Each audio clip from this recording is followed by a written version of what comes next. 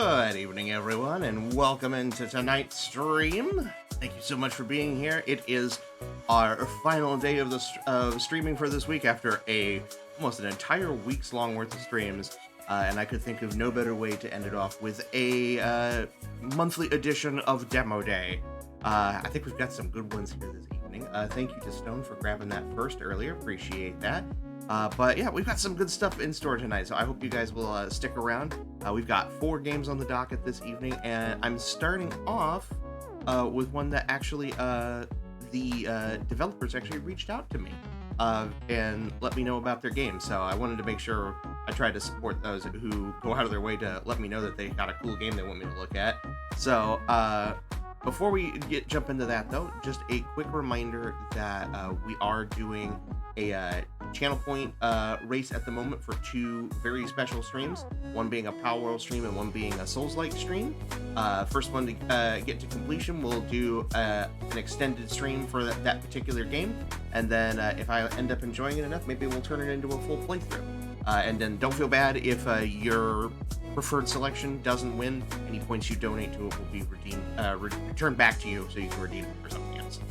But for now, one other thing. Sorry, brain's a little scattered.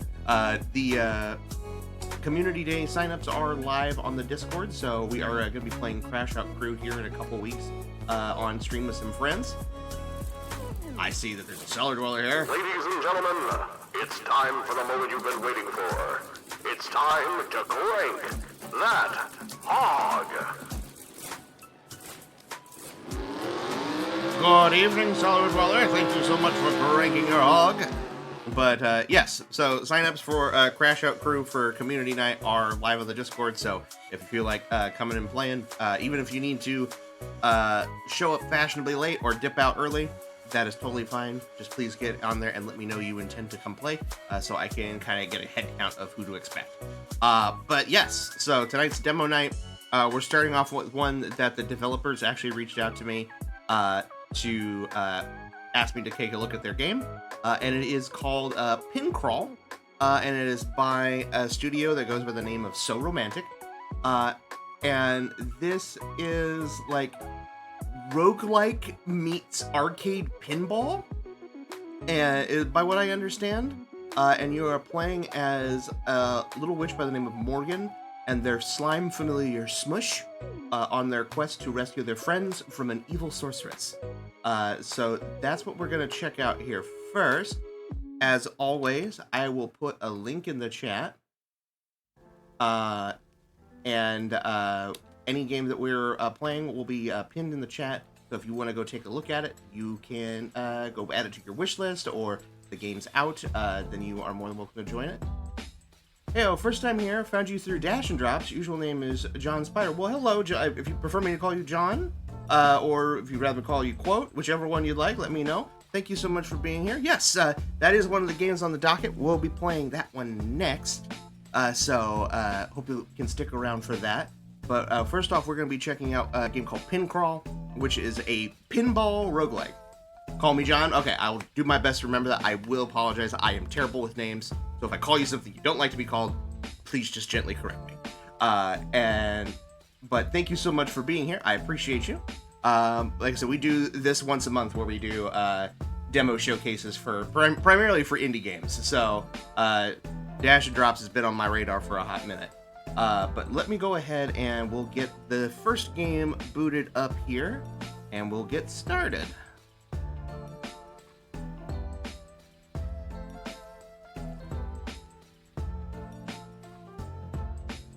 Oh wow, it just jumps right into it.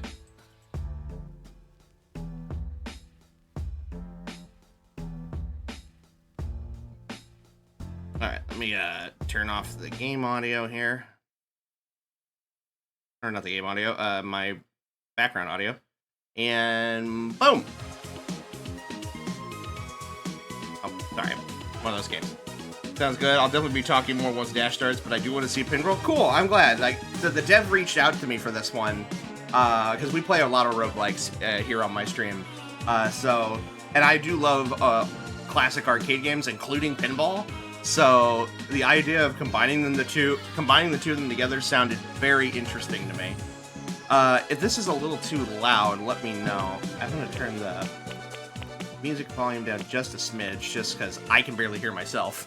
So I think that's good. Yeah, if that ends up being too loud or too quiet, please let me know.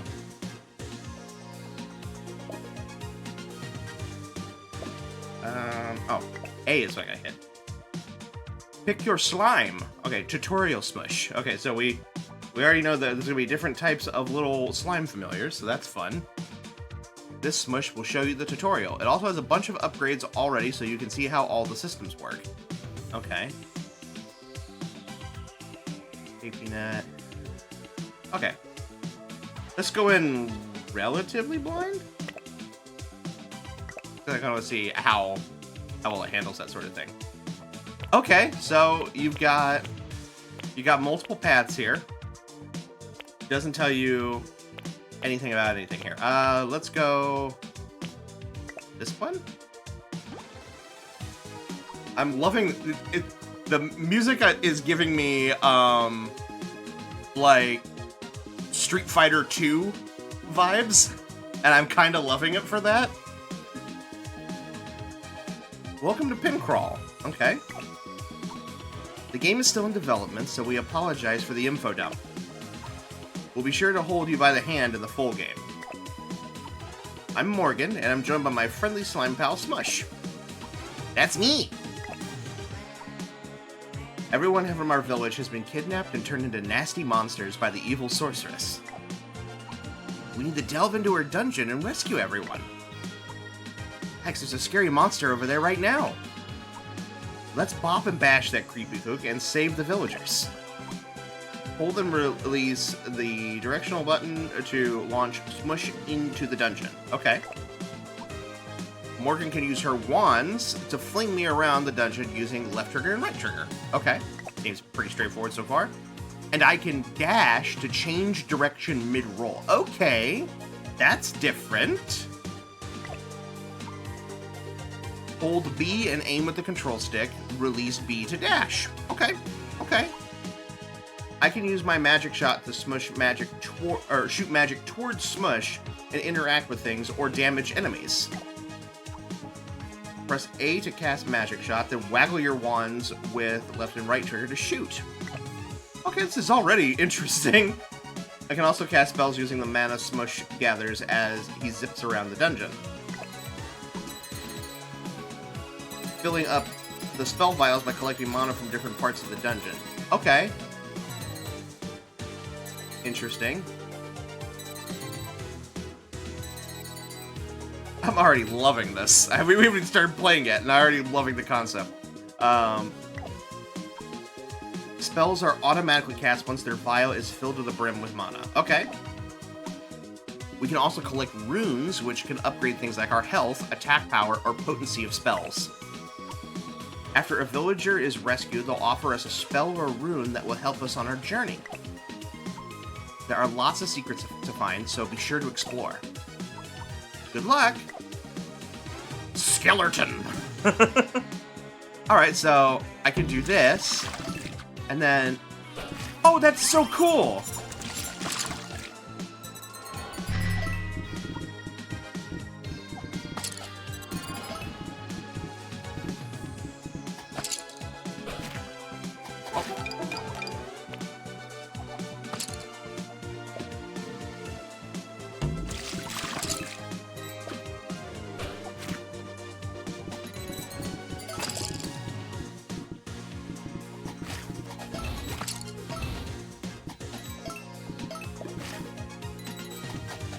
Oh, whoops.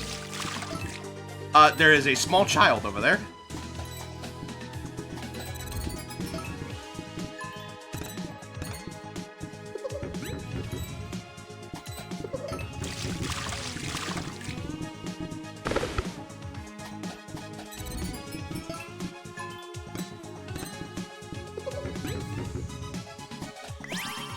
Okay, got it. Okay, so it auto-collects it for us. Okay, cool. Pick an upgrade. Okay. freeze. Turn Smush into an ice ball. Freeze an enemy. Lasts for 15 seconds. Power increases duration. Hit the ramps to gain mana for it. Okay. Super Countdown Collector. Countdown balls get 20 extra bounces. Workout. Power increases by 25% when under 25% health. Let's get freeze. Oh, replaces safety. Okay, so that you replace different stuff.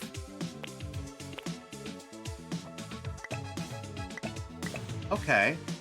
Relaunch the ball if it drains between the flippers. The big ramp ball. So yeah, so this is like your common pinball mechanic.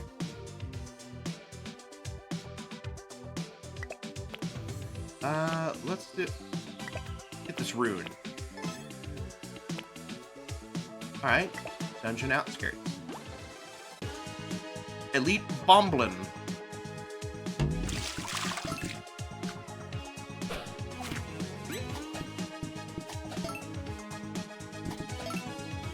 Oh, there's bombs for me to throw. Oh, okay. I can use his bombs against him. Okay. So it's like a multi-ball. Okay.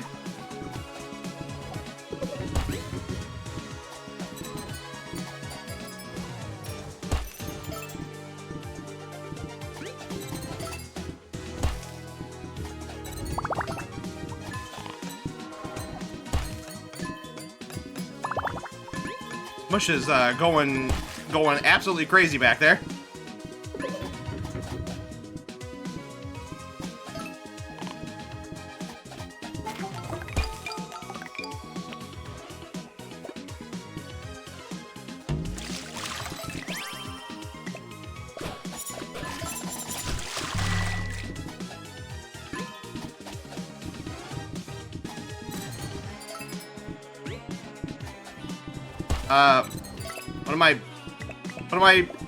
One of my flippers is stuck.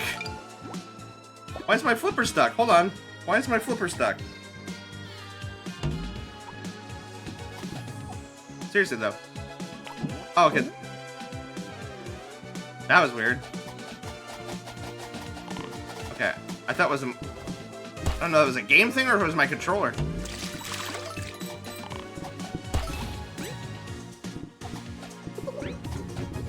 It's a demo, so I'm not going to hold too much against them. So, this game does not have a release date currently.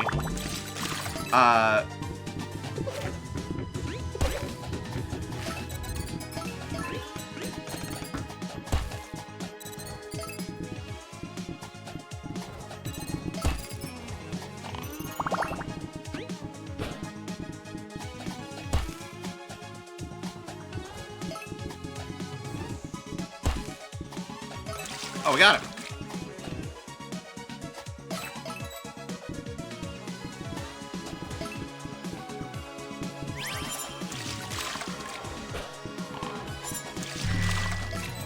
There we go. Alright. Fiery Countdown Slime. Launch an inflamed countdown ball that lasts 20 bounces. Hit the rune rollovers to gain mana. Icy Countdown Slime. Launch a frozen countdown ball.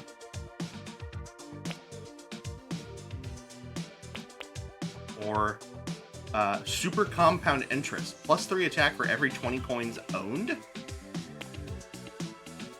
We already had this,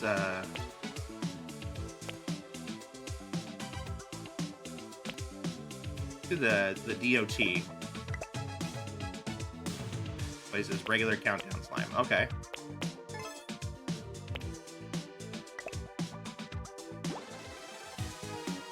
Evil Puddling. Or Puddling? It's literally like a British pudding. Which makes sense because I believe the dev team is UK based.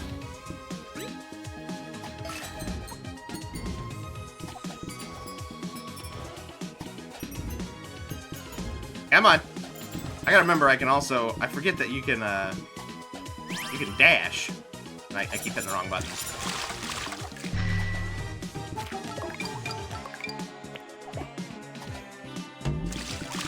Like, I keep forgetting I can do this. Oh god, it splits! It's a slime, I should have known better.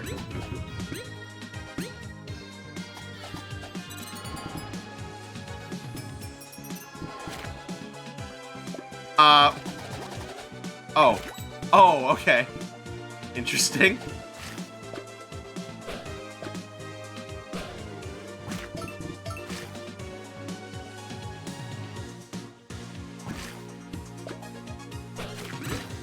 Okay. One down, and I knocked the ball in the pit. Okay. Ah. This is good though. This really is doing a great job of like getting the arcade vibe going on.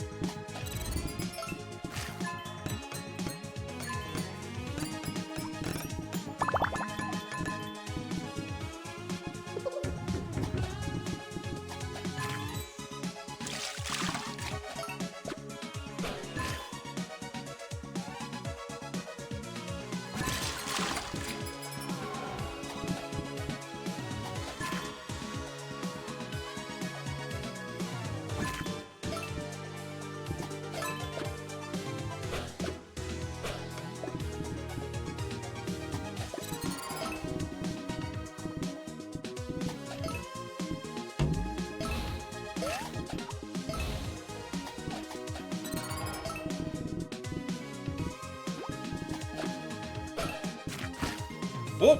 Okay. Spider grabbed the ball? Oh, okay.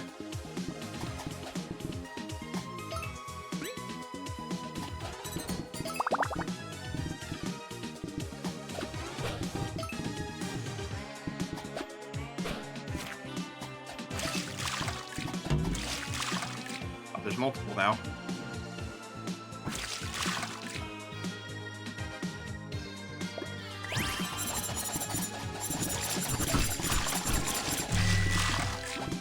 That's fun.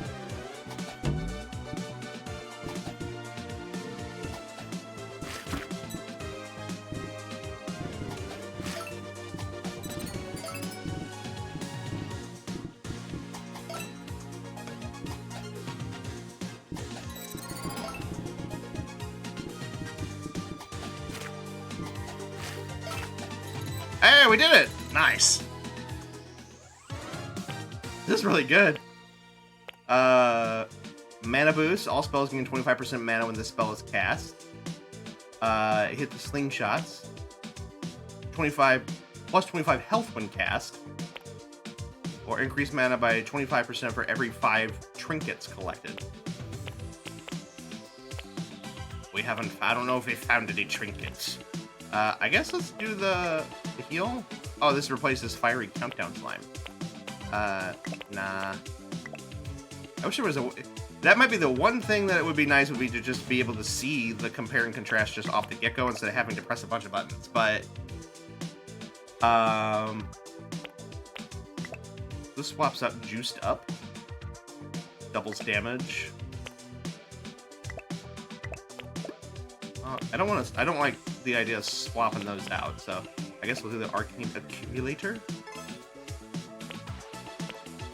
I want a prize. Give me prize. Grab the loot.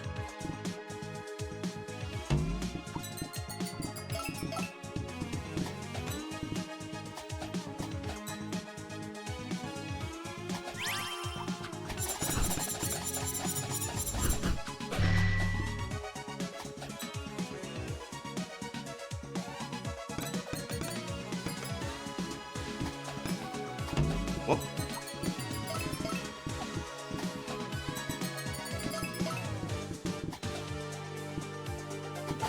Whoops.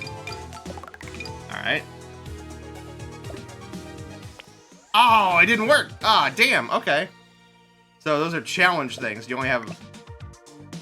I saw that I was hitting that little paddle wheel that was opening up the gate, but I just didn't get it.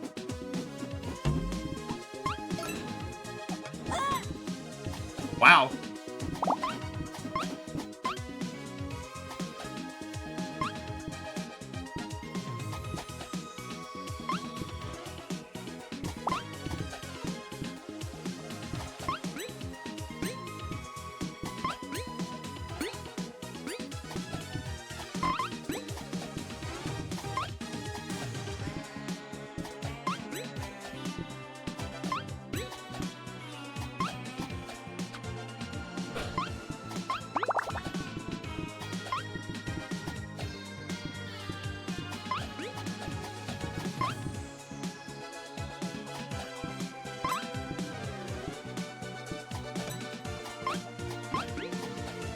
much damage did these little moles take?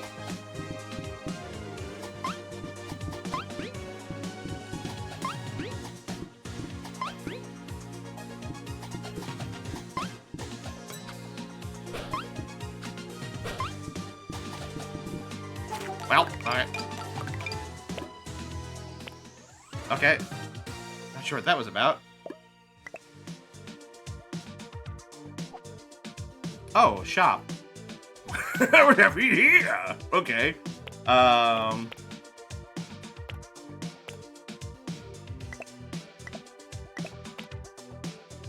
slime, freeze. Buff stuff. I almost read that wrong. Plus 1 attack when cast, resets at the end of a room. Generate 10 coins to collect. Hit the slingshot. Okay. Inflame. Turn Smush into a fireball. Put the enemy on fire. Lasts for 15 seconds. That sounds fun.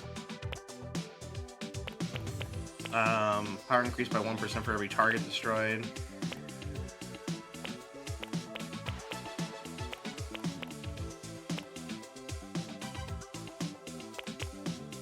Let's get this attack increase. Trinkets. Increase the chance the ball is saved by 3%. I do love me some IRL pinball, but pinball video games elude me. Waiting to see how much weirder the game gets with more upgrades. Oh yeah, and I mean, I guess I'm a little bit different because I, you know, not to date myself too much, but I grew up with computers that used to have a game called Space Pinball on them. So I would spend hours playing virtual pinball on my computer as a child.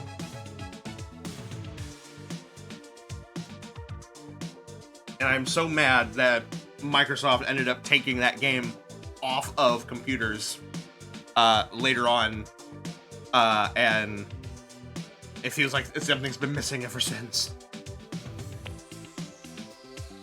Guaranteed 10 health. Kickback?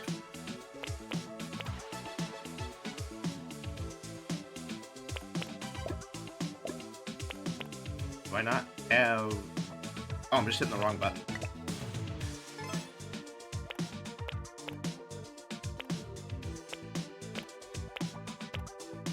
And then let's get this fireball one.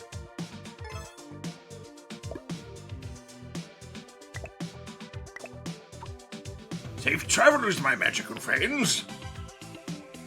Alright. The Fingerer? Okay. Name's a little out of pocket, devs, but okay.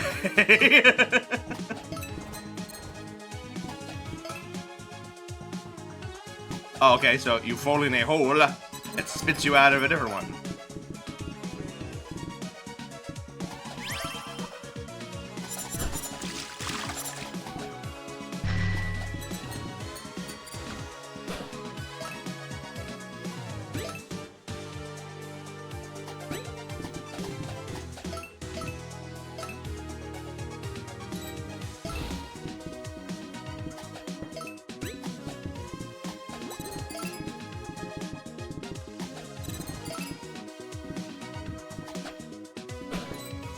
Oh, damn.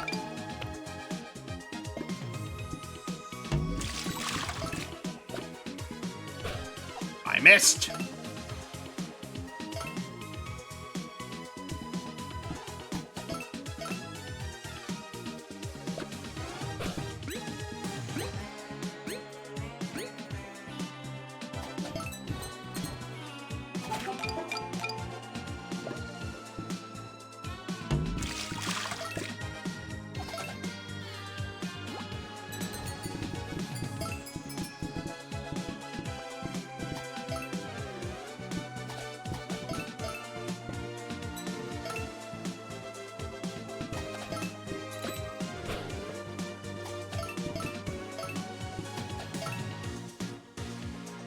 Once shows a cut on his fingy.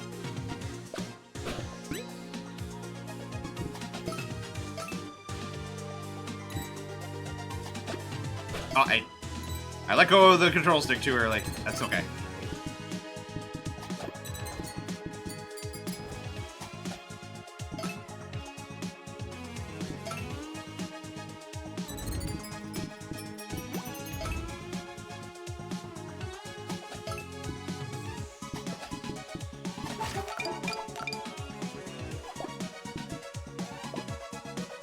So it looks like you get to keep going as long as Smush has HP. There's not like a... At least for regular levels, there's not like a limited number of balls or anything like that.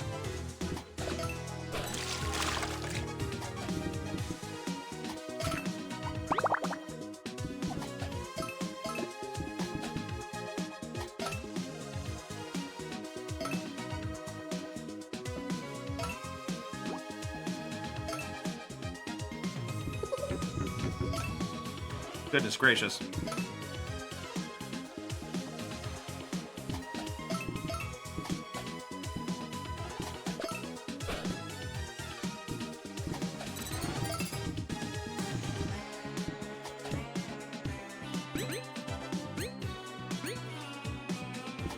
Oh, I knocked it. Damn it.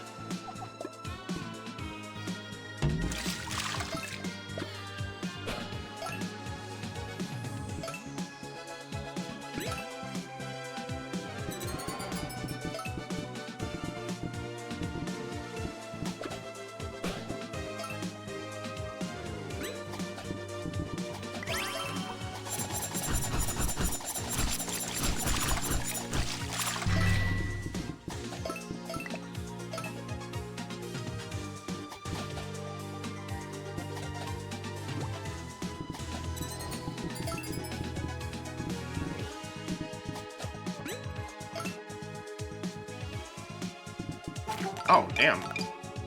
I think we might be on our last ball. I missed.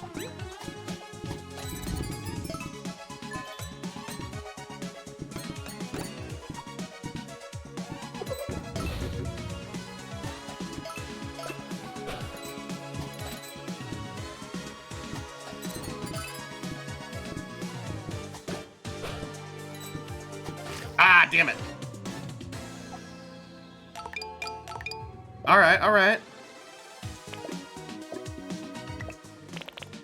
Oh, now we got other options. Okay. Tutorial Smush, Bruiser Smush, and Sharpshooter Smush. Okay, so... This one starts us with Safety Net. There's just Standard. This one comes with Smash Hit and Workout. And then this one comes with Arcane Gain, Arcane Augment. Okay. I didn't mean to pick that one, but oh well. Choose a bonus upgrade, freeze, compound interest, Wildcast. Cast a random spell every 10 coins collected. Why not? That sounds like my kind of jam.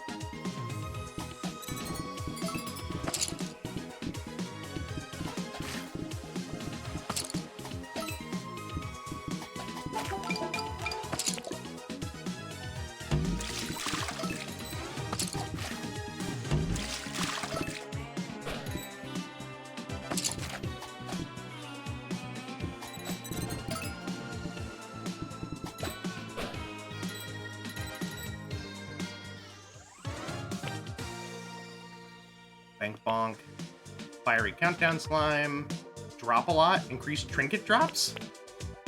Okay.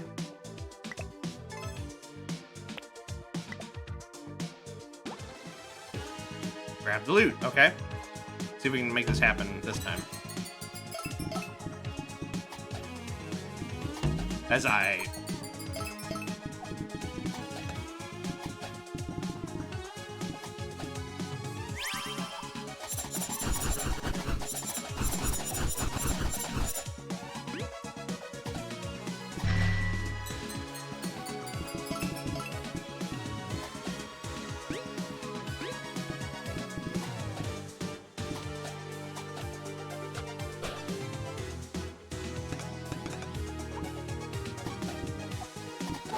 Damn it.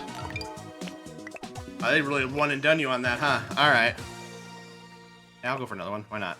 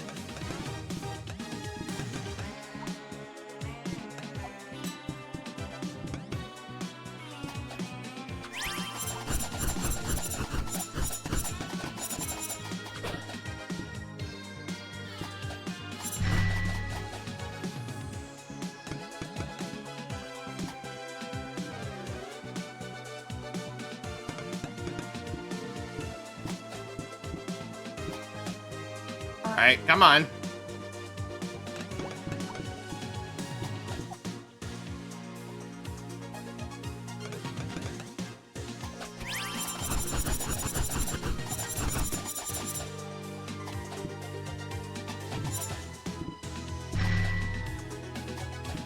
Oh, the door's open. Got it. Okay, super compound interest. Oh, that's all. Oh, I didn't get both. Damn, okay. Figured it'd let me keep going.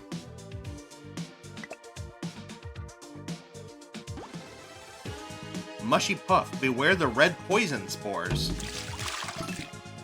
Not sure what that means.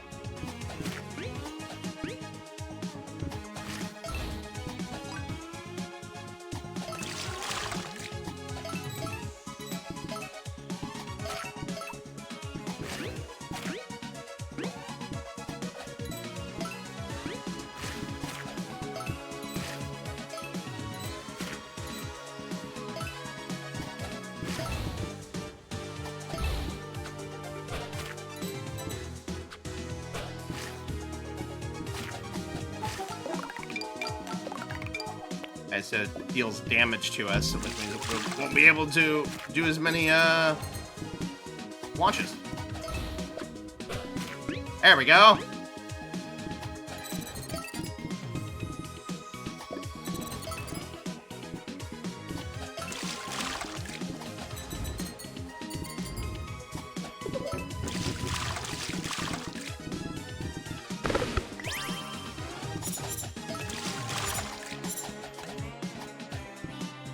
I keep getting my buttons confused.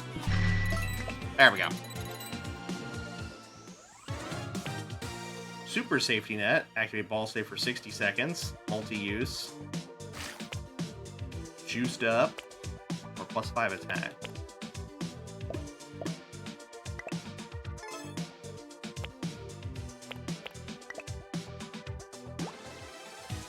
Elite Mushy Puff. Okay. You can tell it's elite by the fact that everything is glowing red.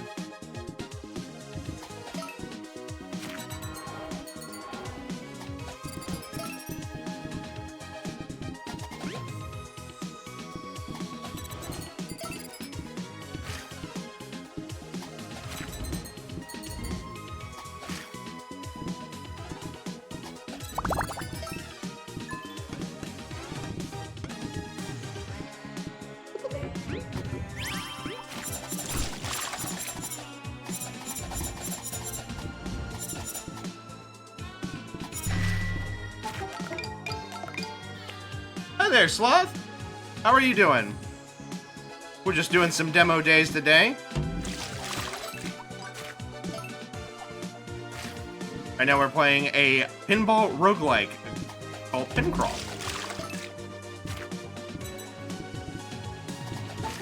Ah, damn it.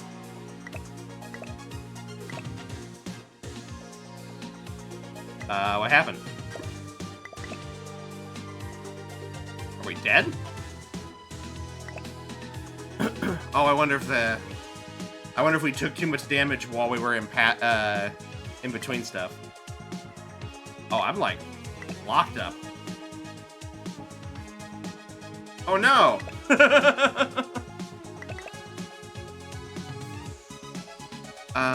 Okay, hold on. Yeah, I think unfortunately the game encountered a bug. Let me, force close it and we'll open it back up again. One moment, technical difficulties. There we go.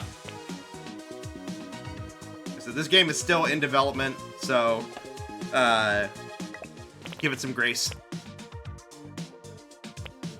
Let's try this, Bruiser Smush.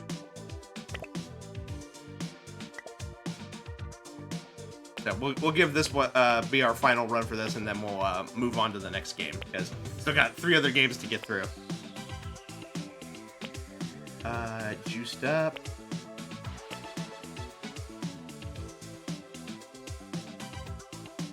Generate 15 coins to collect every 3 spells cast. Oh, that sounds fun.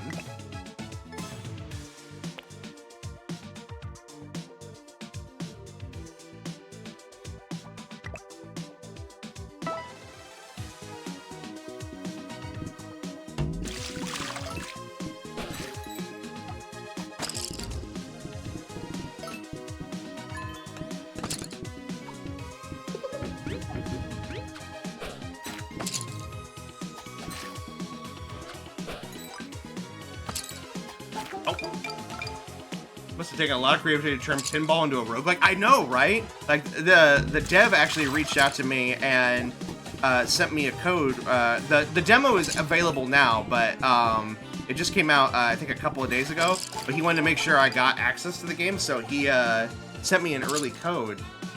So that way I could make sure I could show it off to you guys, which I thought was really, really sweet.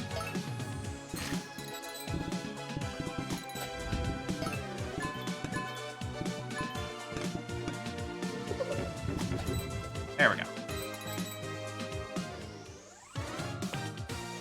But this is pretty interesting. Healing bounds to gain 1 health for every table feature hit while active.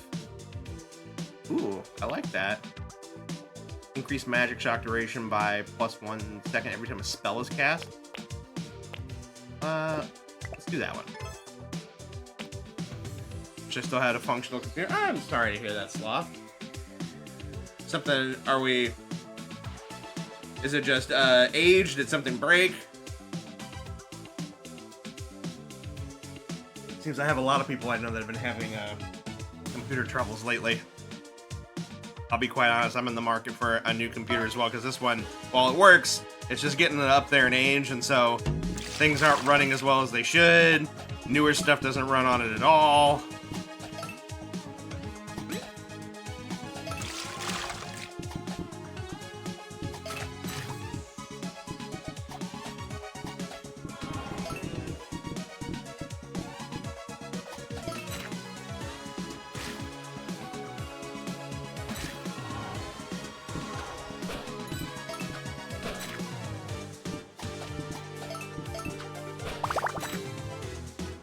Turns out the guy I got from used to mine Bitcoin. Oh no! So I'm assuming everything in it is just absolutely thrashed in there, I'm assuming. Probably both software and hardware wise.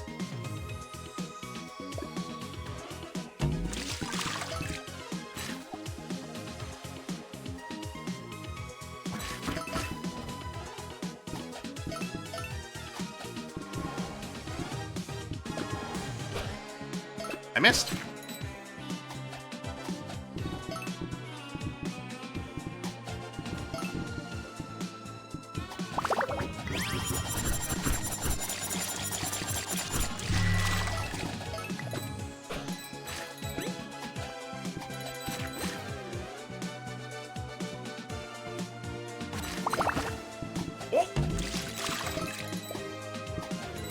Here we go. Pretty much, yeah. That sucks, I'm sorry. Ooh, it's an attack. Sounds pretty good. Alright, mystery event. Alright, let's see if I can actually get all the treasure this time. Worked perfectly fine for a while, and one day it just couldn't turn on fully. Yeah, I get that.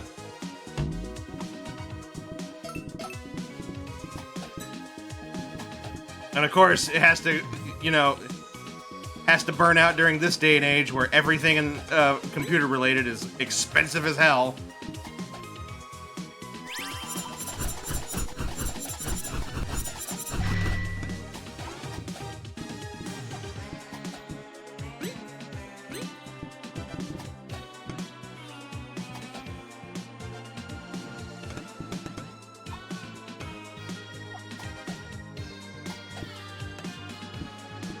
Well, so much for that. Alright, let's go to this. I'm gonna try this campfire zone again, so let's see if we can get over there. I still can't get over the finger.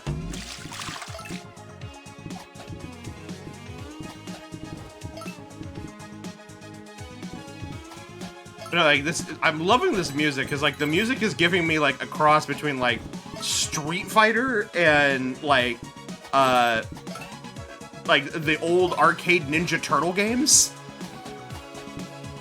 And I mean that with like the utmost of compliments.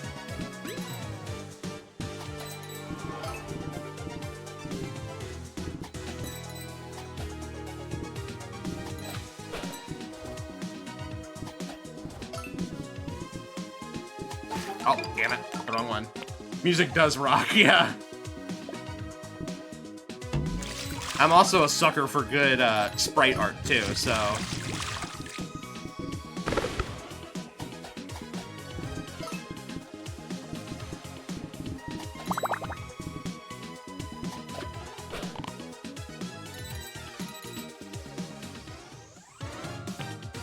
You think of old sci-fi fantasy adventure game? Yeah, I could see that, too. Yeah. Mega Neutralizer reduces bounces required to dispel status effects. Okay. I'm gonna do that. All right, so let's see if we can do this again here. Hardy Slime. So I just have to somehow get in here. I did it!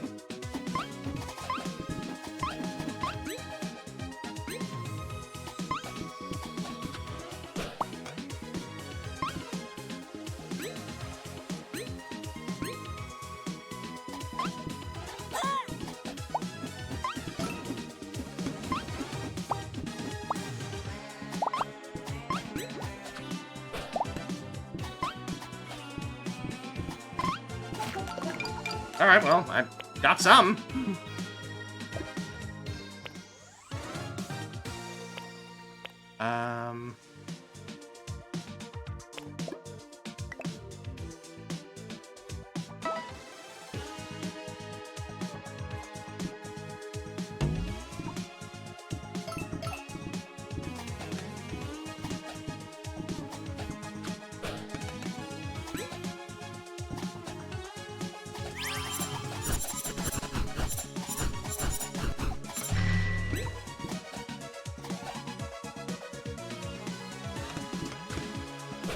I missed. Ah, damn it. Oh, okay, we're good.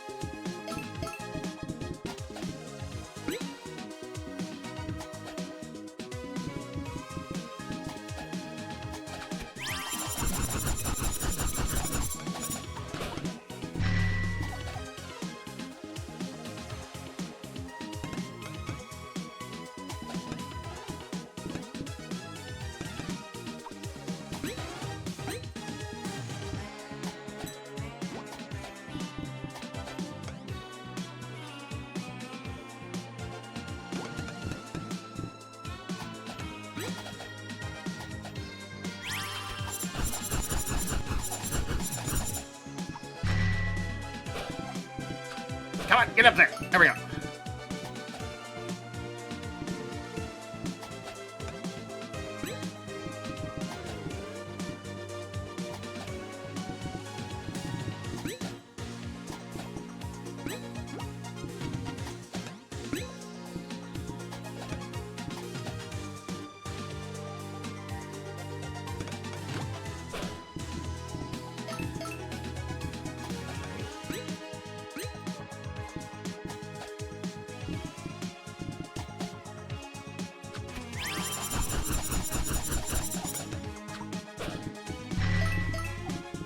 Alright, it's open.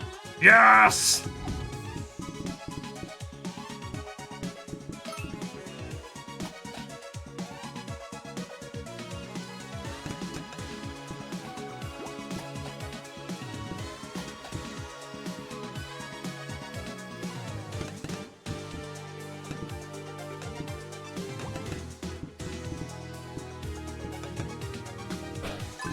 Okay, got all the small little presents. Now I just need to get into the big chest. Not the way I wanted to go, but that's okay.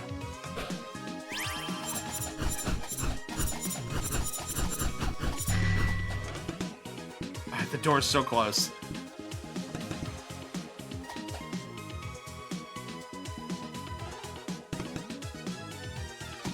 Ah, damn it! Oh well.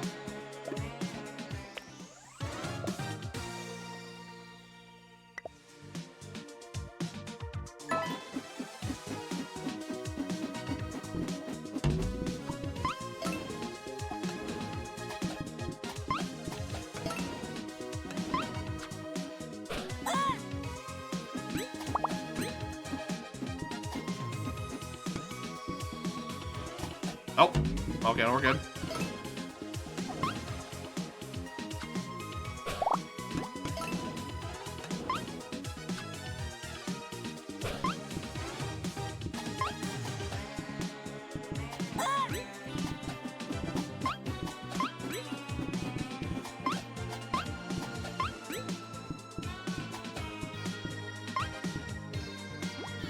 Ah, well. What's this game called? I want to recommend to my... It's called Pin Crawl. And it's by a studio called So Romantic. There's actually a... if you look at the pinned comment right now in the chat, there is a link to the Steam page for it.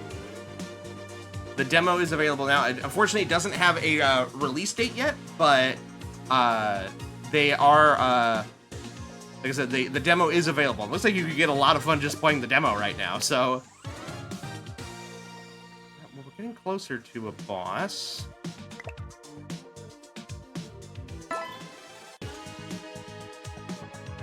Thank you. You're welcome.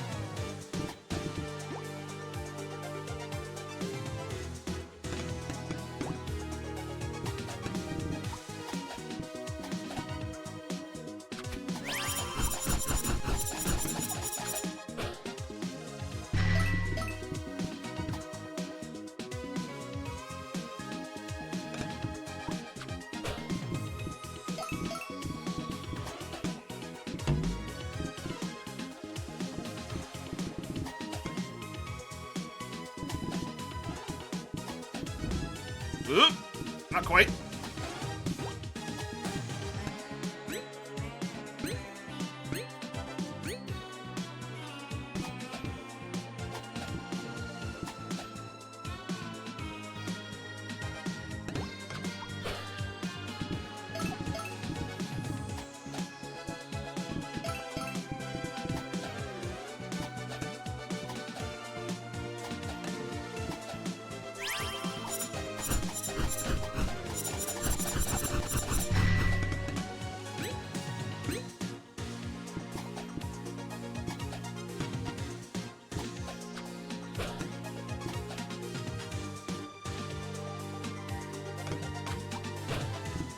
There we go. That should be enough to open it. Yeah, I got all of it. One go, too.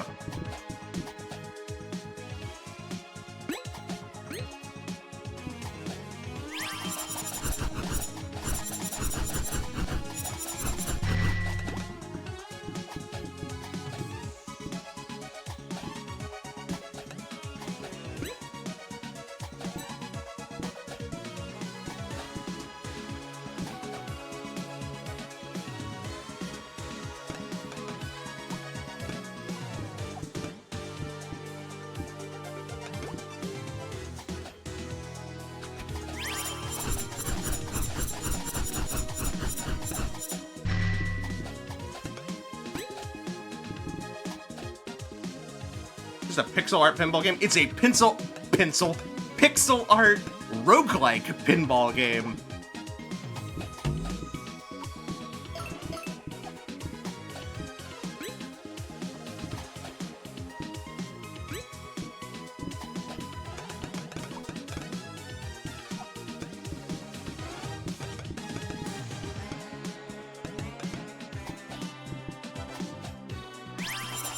Come on, break the door down!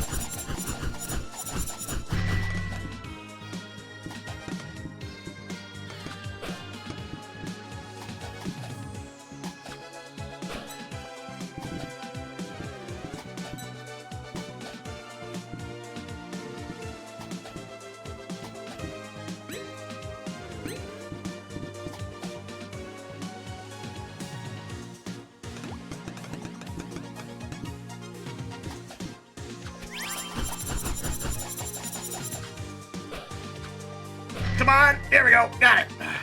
Woo. Bank Bonk. Generate 3 coins to collect. Hit the rune rollovers to gain mana. Okay. Alright, now we're back to an enemy. I wonder if we can get to the boss.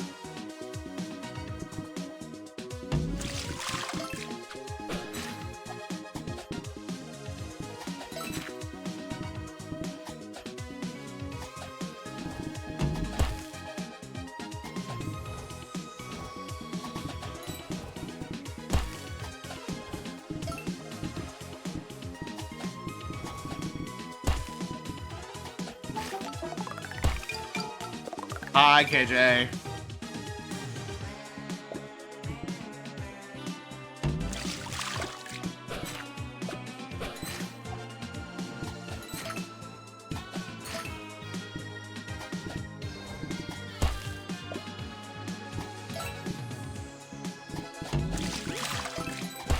Ow.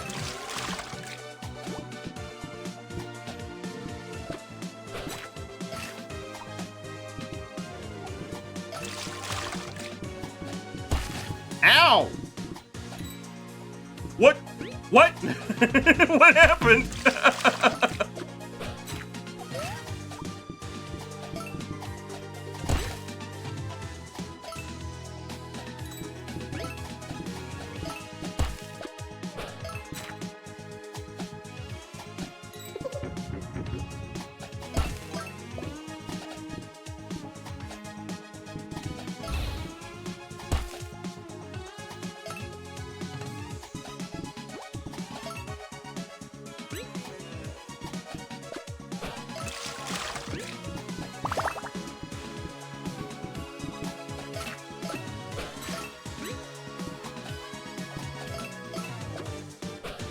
I want to feed the spider.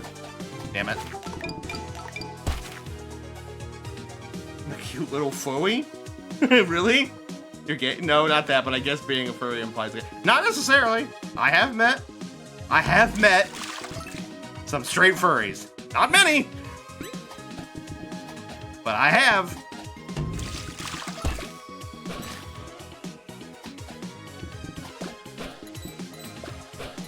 There we go. Save the small child.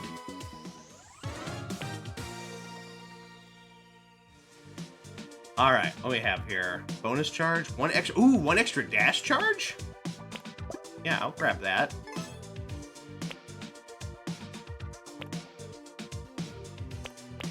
See what we can get from the shop. Also, we're in ads at the moment, so take a moment to take a sip of my drink and wait for people to get out of ads.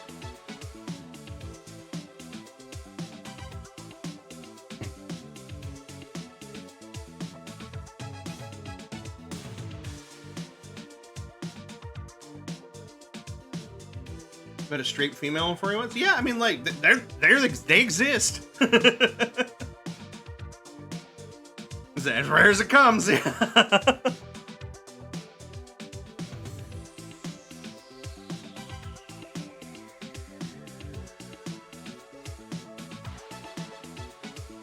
Got an ad for an AI app I want to get. Blech. It looks terrible too, I'm sure it does. Alright, just a few more seconds here.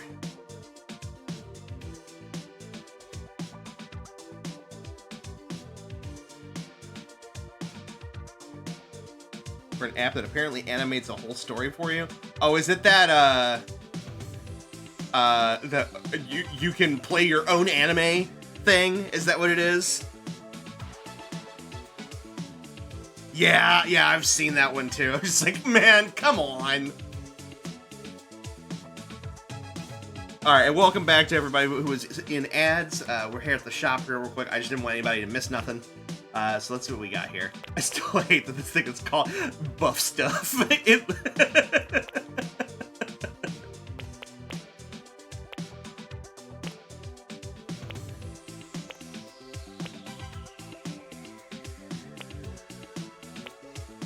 See here.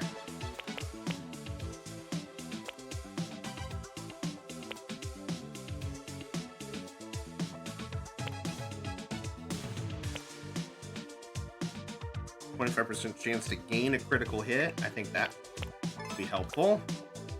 20 health, 50 health. Increased multiplier, XP multiplier by 1%. Increase the chance to... Just go ahead and nab all of those. Why not? Increase the crit damage.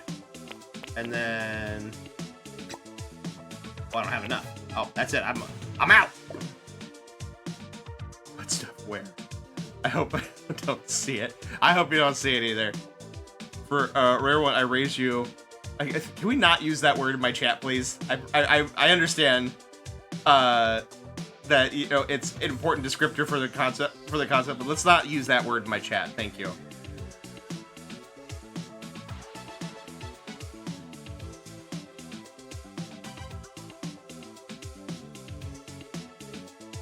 It's okay. It's just Twitch is real particular. I'm gonna go. I'm not mad at you, KJ, but I'm gonna go ahead and delete it just so that way it doesn't get hit by Twitch's algorithm. Because Twitch really don't like that kind of stuff. Like even if you're not promoting it, because they're using AI stuff, they don't like it. So.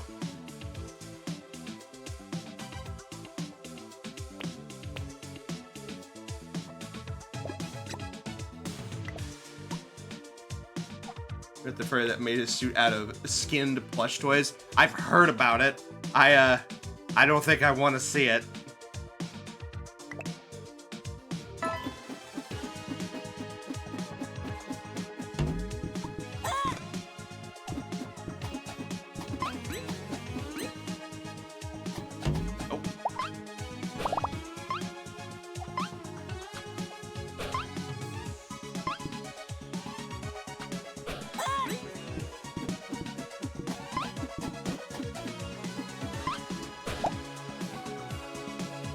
Oh, well, so much for that.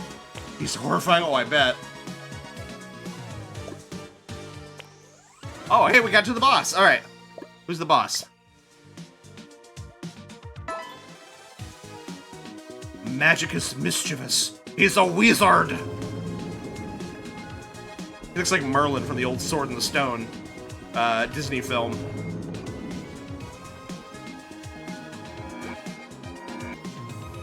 Okay. He's putting arcane obelisks. The wizard is using those pillars to power his spells. Let's smash them!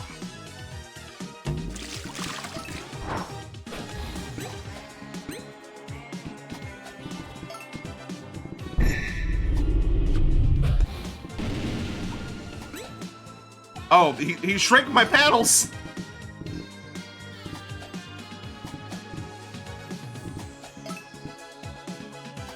Damn! Be back. Oh, it smells like piss. Gross. I'll be back. I have to take something out my smoke. Ooh, you're gonna have to tell me what you're making in your smoker.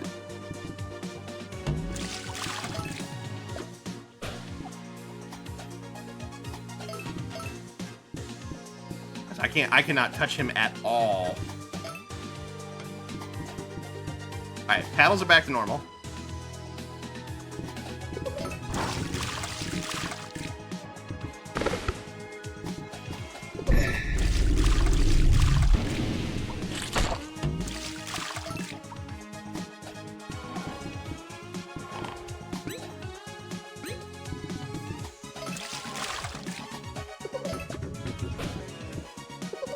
Oh, damn it.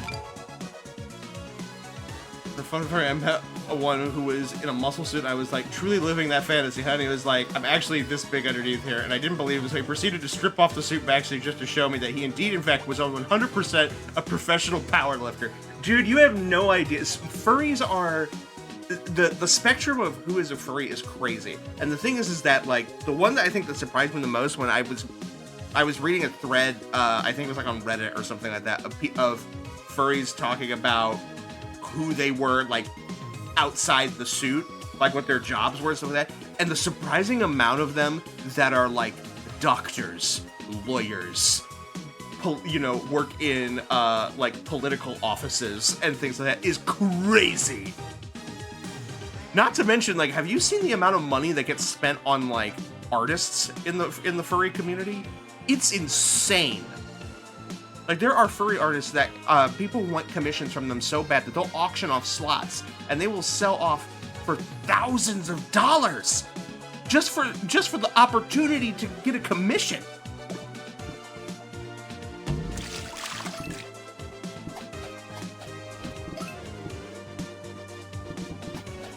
I need to get into that.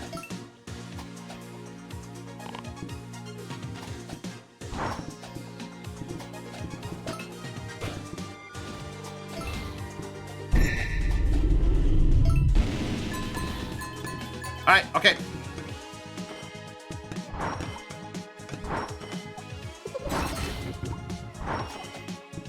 Ah, damn it. Oh well. Welcome back. Sloth, what do you have in your smoker? I want to know what you're making. Need to learn to draw furries. I mean, you make a lot of money. I had a friend in the past who was a very good artist. And they specifically learned how to do furry art because like they wanted to make art, part of their income. So they learned to do furry art so that way they could get into the furry money, man. Like, I raised you a better one. There are furry artists I know who have been entirely funded by like a group of 5 men who pay them so well they have retirement savings. Yeah. Maple pork tenderloins? Hell yeah. I'm coming over to your house. All right, that's gonna be it for this one. But that was super, super fun. So Romantic, you guys are doing a great job with this, and I hope it continues to develop. I will gladly play more of this when it fully releases. That seems like so much fun. The pixel art and the music are amazing. I really thoroughly enjoyed that. So yeah, that is Pincrawl by So Romantic Games. Like I said, the link is up there right now. I'm getting ready to swap that over for our next game here.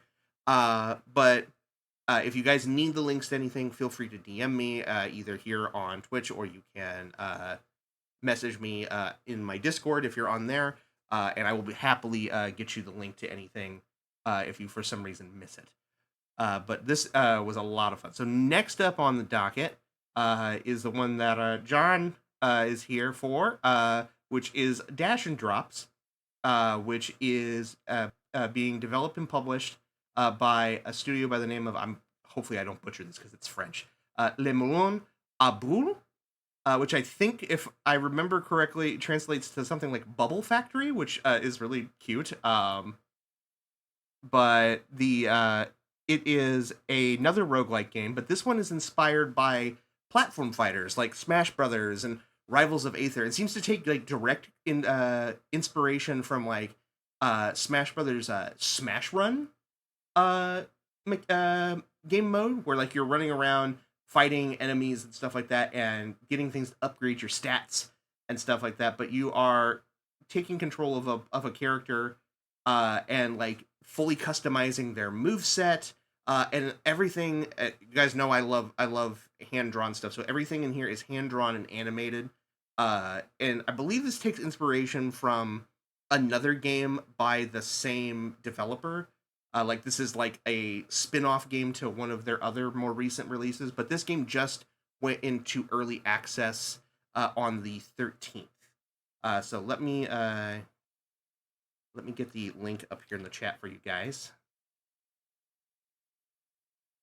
got into art, but not to sell it. I mostly end up drawing things for people and refusing payment to their supporters. Hey, there's nothing wrong with that either. If you're doing it just for just for the fun of it, that's fine too. Like that's how I am with my voiceover right now. Like don't get me wrong, I would love to make voiceover my career and things like that, but I don't have the time or the finances to be able to pursue it full time. And so I enjoy doing it for fun. If I get an opportunity where somebody wants to pay me for my services and everything, that's great, but I am more than happy to just jump into a project because it's fun. But let me get this up here for you guys, and we'll pin this one on here, and then I'll get the game up and running, and we'll get started.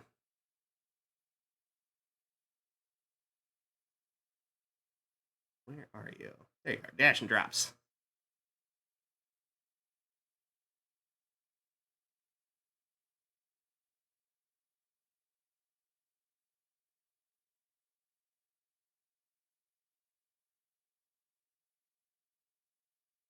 Whoa, wow. It's I'm gonna have to make this full screen here in a second. Dash and Drops is a spin-off of the game Declines Drops. Thank you. I appreciate that. I've actually, I think I have Declines Drops on my wish list because I saw it because it's also Smash Brothers inspired. So it's been on my radar. I just haven't had a chance to dive into it. All right, let me see if there's a way for me to make this full screen. Give me 1 second.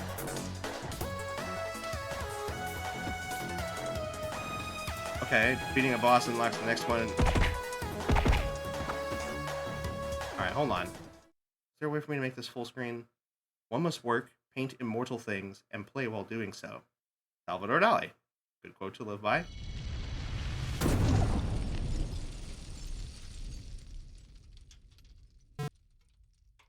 Check the options. Just went off sale like a few days ago. Is there... I don't have an options thing at the moment. We'll have to wait. What the heck is this mess? Where am I? What's going on? Is anyone there? Oh, you can't see a thing in here. Looks like there's not a soul around. What did I get myself into? Not to mention, I'm not exactly sure what I am, which doesn't really help figure things out. The only thing I think I can hold on to is a name. A name starting with Glob. Glob, Globby, Globo, Globa, Globine? Oh, the titles, the name card says, how about Bubble? Globine, but Bubble was better if you ask me. I love it. Globine it is then, for lack of a better option. Let's just say that's my name. It's always better than nothing. At least I'll have a name to give if someone asks. That is, if I can ever find anyone in this godforsaken place. Right, let's recap. I don't understand anything. I can't see anything. I don't know who I am. The whole thing seems to be off to a highly unpleasant start. But we're not going to let that get us down, are we? But I don't have much choice to move forward, so let's go. We'll see what happens after all. I guess. Alright, let me... Here we go. Options, display. There we go. It says full screen's off, but... let me turn some things down here. There we go.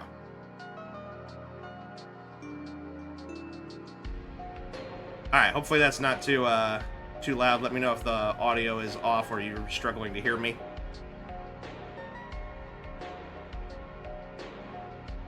Alright.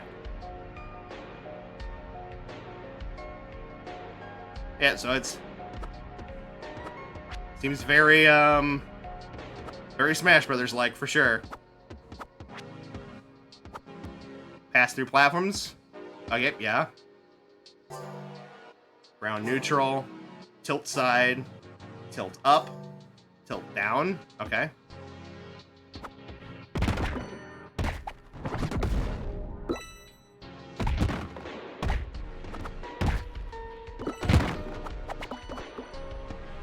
Punch or push the golf ball to its goal. That's a golf ball?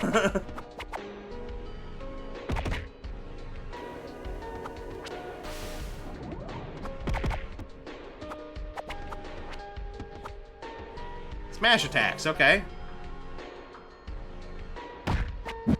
Fun. Very abstract golf ball. a golf ball of the mind, if you will. Alright, so I hit left trigger with a direction to do the smashes.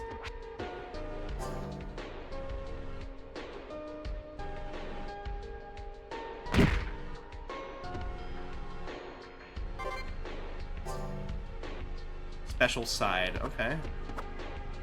Special attacks refill over time.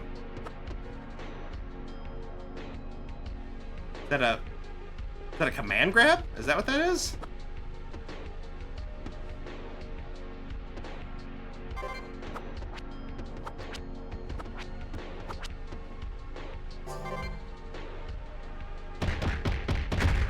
Okay, kind of like a Mario tornado there. Yeah, you can jump out of it. Oh, okay. Gotta go eat and see you later. No worries, Sloth. Enjoy your food. Thanks for coming in. Got a poof. I was sneaking on to watch it work. Okay, okay. Be careful, Fox. Alright. The animation is gorgeous. I will say that. Okay, so I can hit that to what? Like, is that like a... Okay, I get you. Special neutral? Okay. Oh! I'm in water.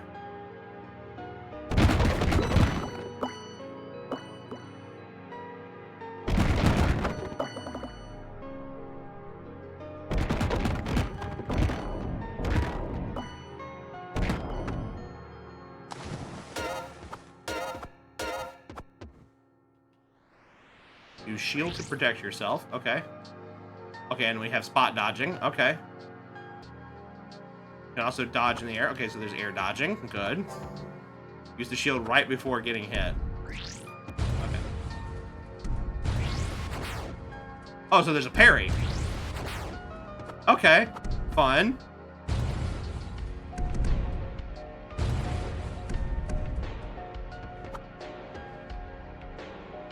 Use the drops to wake up the parasites.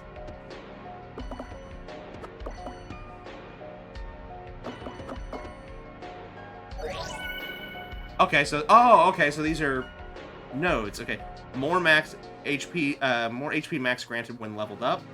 Special attacks refill faster. Run to deal. Oh, so you gotta can run into people that deal damage. That's fun. Yeah, if your timing is off, it's a guard. If you time well, it's a parry counter. Okay, okay. I can get behind that. Let's do the refill specials. Parasites restore your HP and increase your max HP. Okay. They're awfully cute to be called parasites, but okay. Alright, oh, do I have... Okay, I've got full-on aerials now. Okay.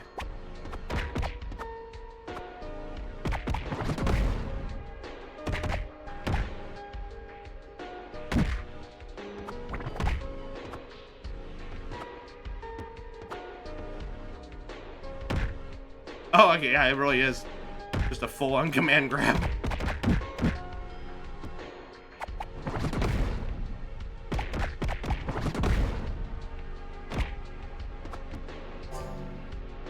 Glove. Run until it flickers, then attack. You can go up and down. So... Oh, right trigger. I'm hitting the wrong button. So...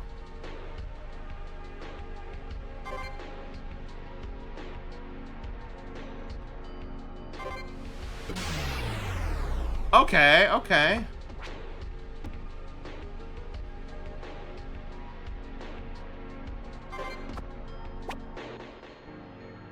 Oh, Percet. The game is very French. Okay, that makes sense.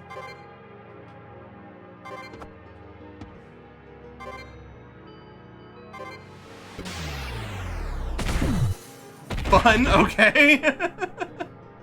Complete the final challenge to open the gate. Once you completed a challenge, enter the gate.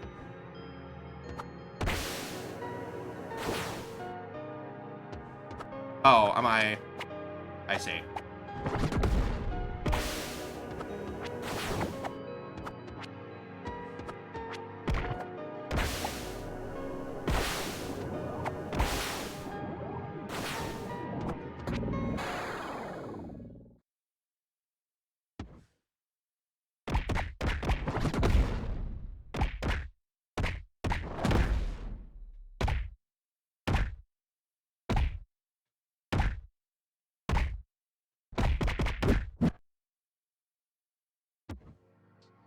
Alright, prologue. Learn the basics of dash and drops. Okay. Oh, that just took me right back into where we were, didn't it? That was literally just the thing we were just in, wasn't it?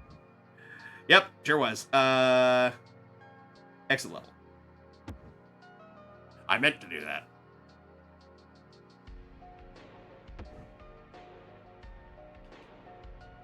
Alright. Available in the full version. Dash mode. Improve your stats, complete your moveset with the allocated time, and defeat the Eternals. Okay. Anything else? Coming soon.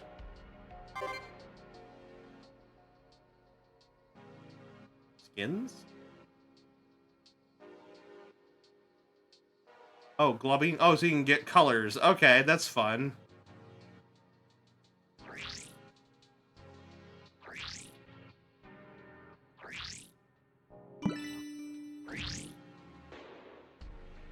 Available in the full version.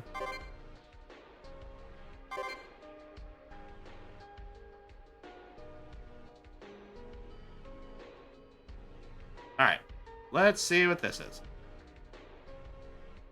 Choose your config.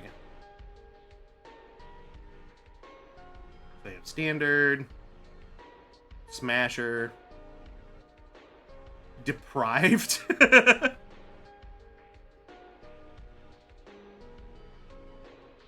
We'll just go with standard.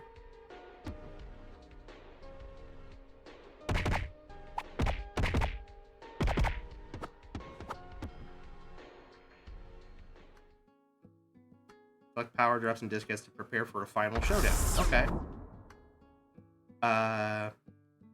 Kesara's airbag. Globule's airbag. I wish I knew more about the characters, but that's okay. That one looks fun.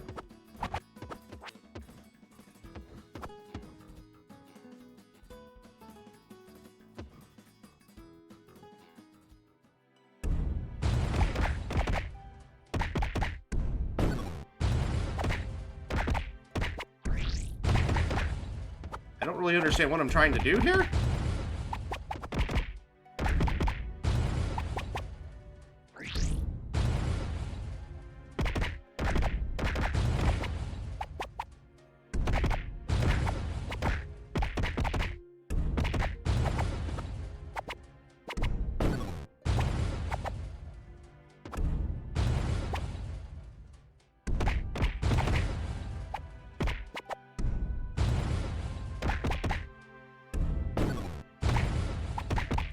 First round, you choose a challenge where this one wants you to hit the ball under your combo meter.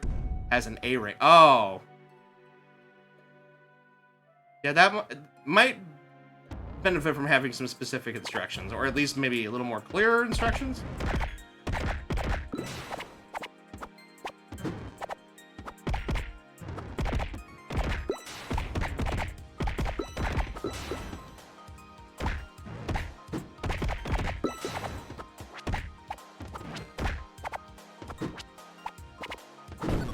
Ow.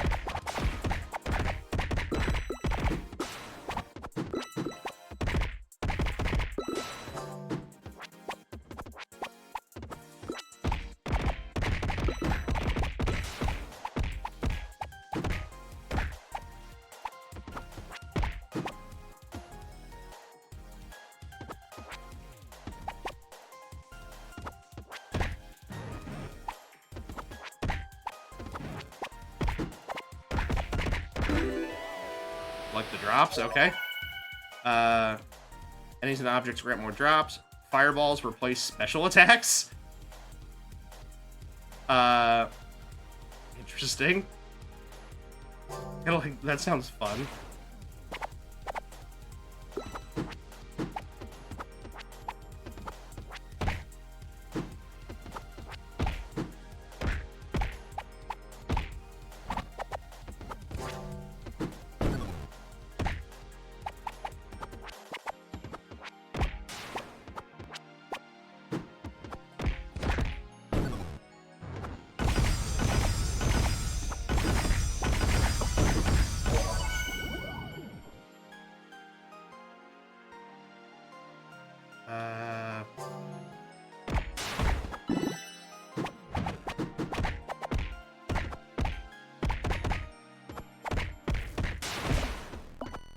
Phase change, defeat the enemies. Okay.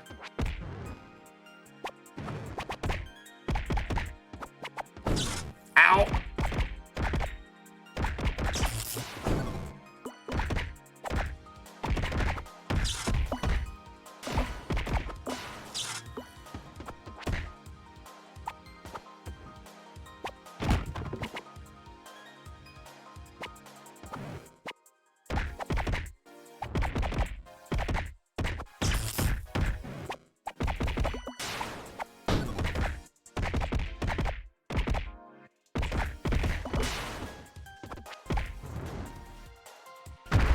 Whoa! What the fuck did I do there? I don't know what I did.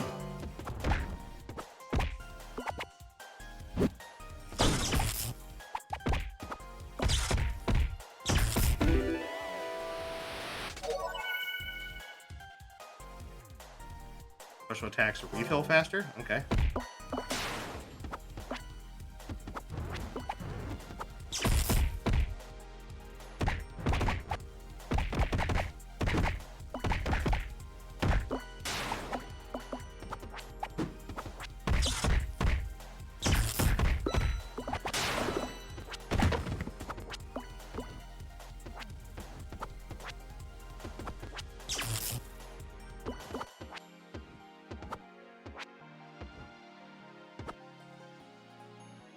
Replaced his Global's airbag. It's Ra's airbag.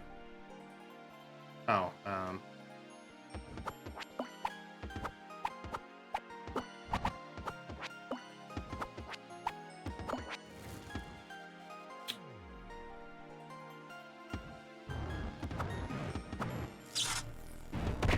find the key and open the box.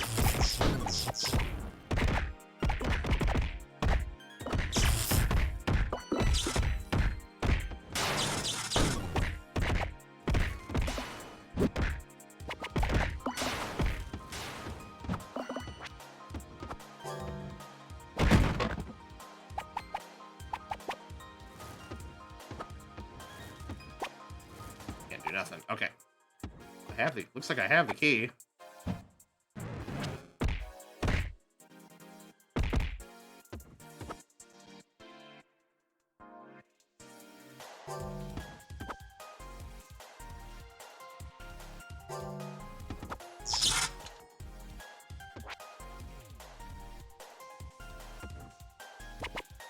Oh, I don't have the key. The key... Oh, that's a radar. I thought that was the key floating around for me. Well.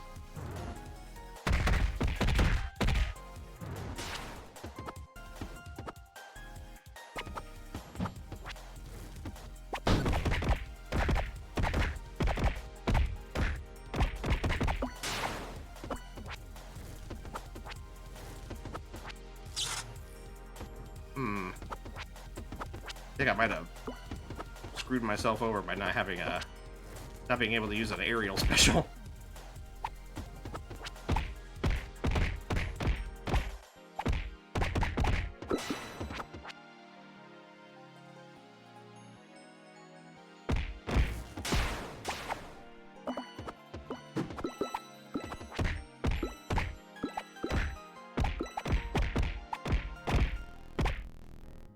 Find the secret portal.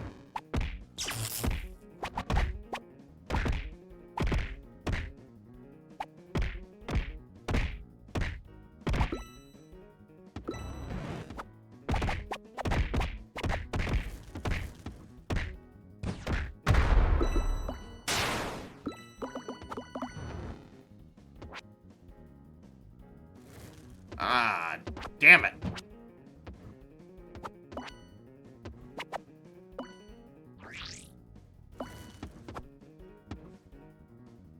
Drop, that's why.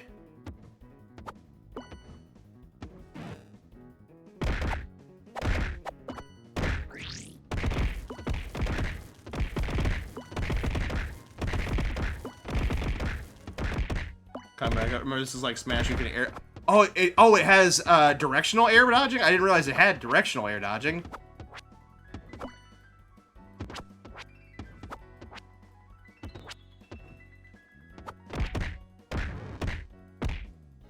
Ah, that makes so much more sense. Okay. Now that I know that. I wish I would have known that before.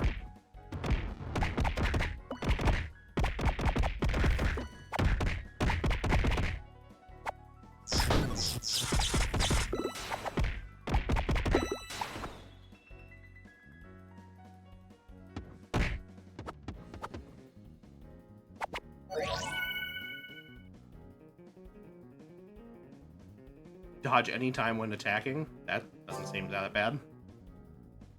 Maybe we could have figured it out by experimenting, but figured towing it out would make things smoother. No, it's appreciated.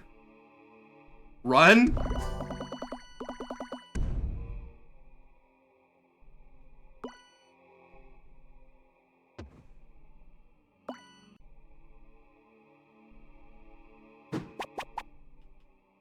Okay.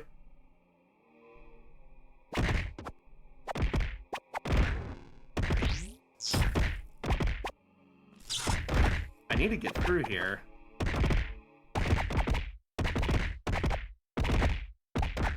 Oh, fuck! Oh, I'm so fucked.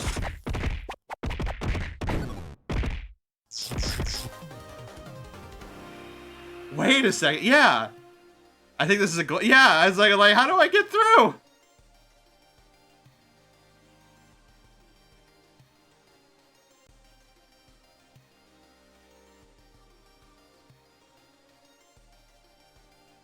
That's fine. We'll retry it. I've been beta testing the game for the last... Oh, so you're a beta tester. Okay. That's awesome.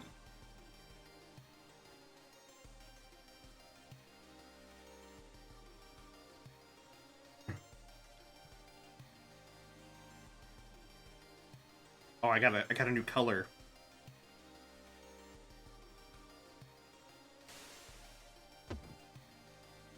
First time I've seen this thing. Well, this bug specifically. Okay.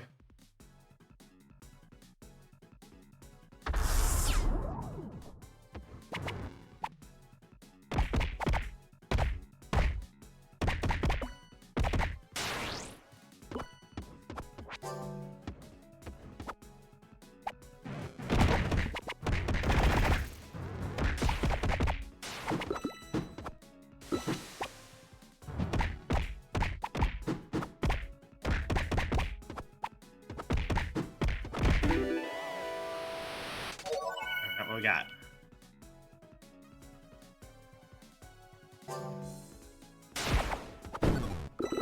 Ow, rude.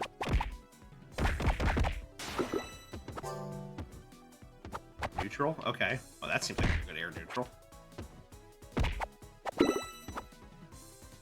Tilt up.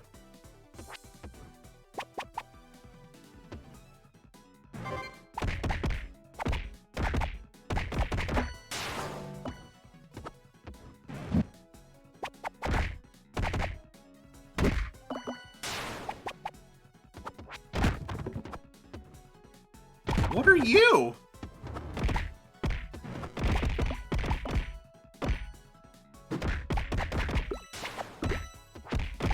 Oh, you bite things. Okay.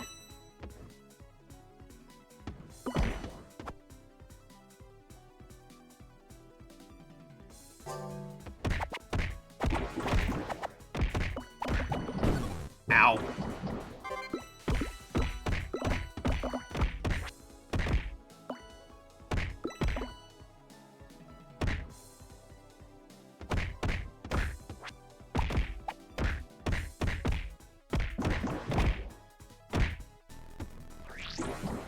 Like the drops.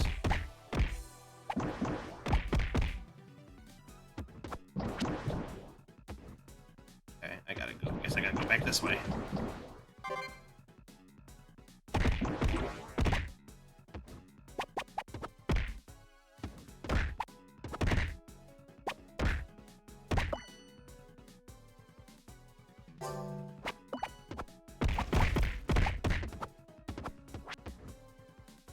He's a very bitey friend. Okay.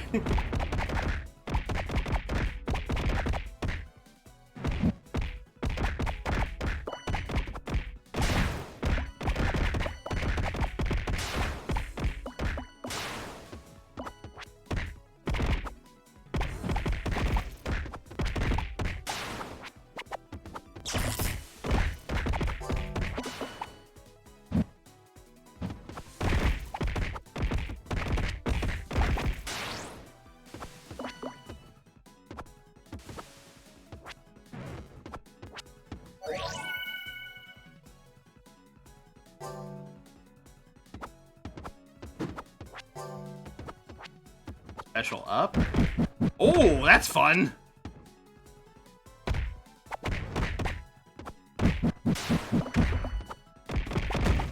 I have 2 bitey friends.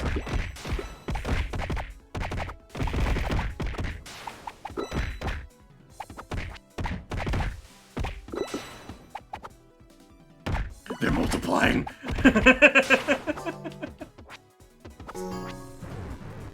Guide the ball to the goal? Oh god. I gotta find the ball first. I'm getting my shit rocked.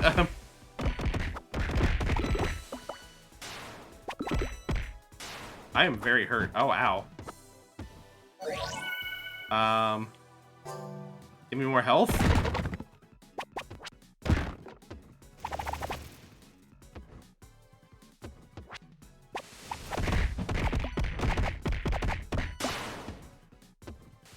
The ball is a long way away from me. Oh, and I've gone past it. Poochie Poochie's Mega Punch? Globule's Mega Punch. Or is it Puik Puik? How do I say that? I don't speak French. 1 second you're near death, the next you're back to full. It's very cute. I love the hand. Puik Puik? Is that what it is? Let's try a new one. Why not?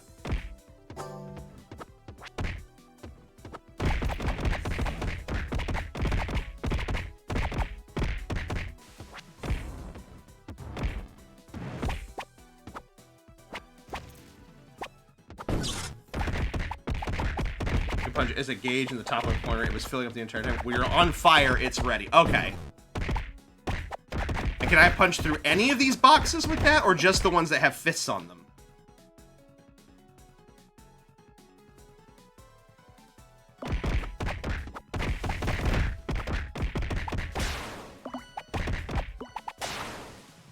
I don't know what button press pause and look at your moves.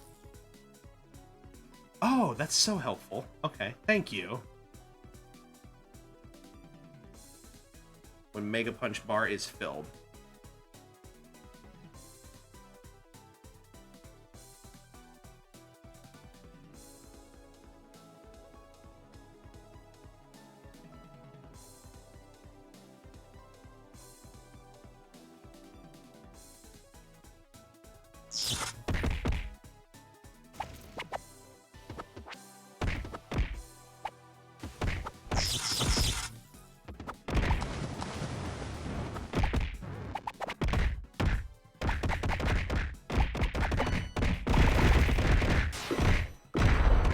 Chicken!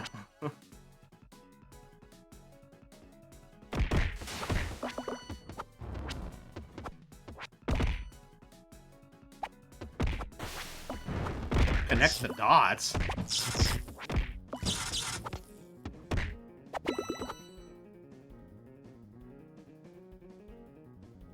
What is that? I'm gonna stick with the one I have. What's this one? Smash side. That one's leveled up 3 times. What does it mean by connect the dots?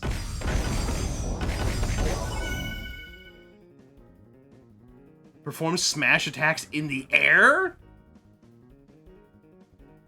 Those blocks you unlock through a certain upgrade. Only through those challenge doors. Okay.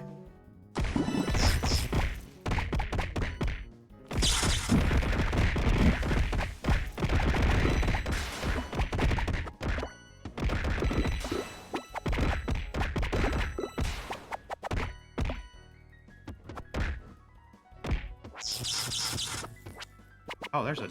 Is that a dot?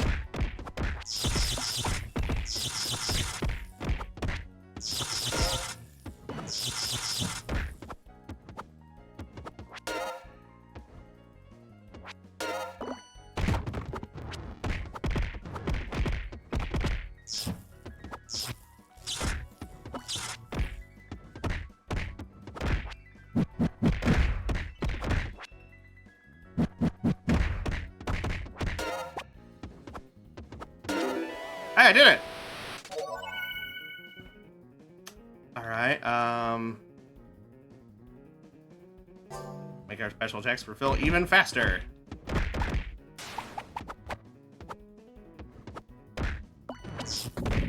Might as well go ahead. Level complete!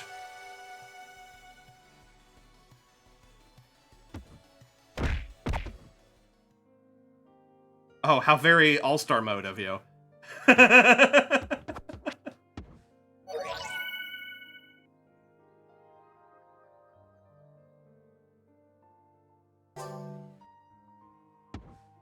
Hello? Oh, you're a shop. Wait. Oh, is that supposed to be a play on chilled monkey brains? Is that what that's supposed to be? Or are you... Surge. I don't know. Good use of the air dodge episode. Thank you.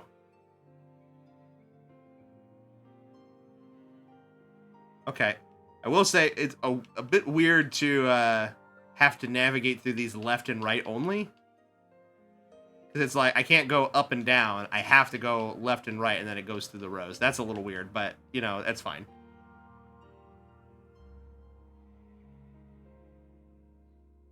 Oh, is it Sergey?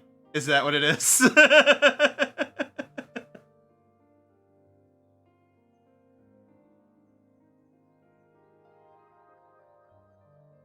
Yeah, that's a little bit of a weird thing, but you know, not the end of the world.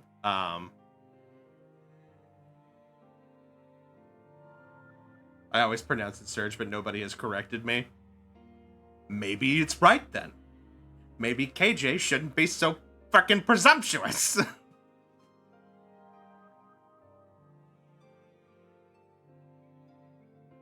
French it is Surge, but the name origin is Slavic. Okay. But the studio's French. Oh, I hit the wrong button.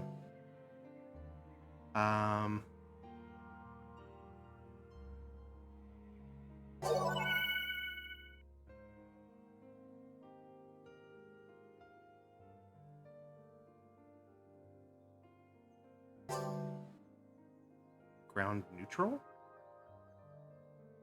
Why not?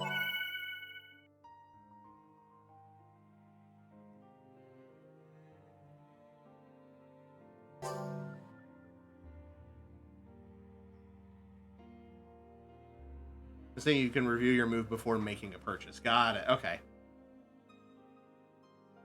If there is no disc, the slot is empty. All right. Appreciate that.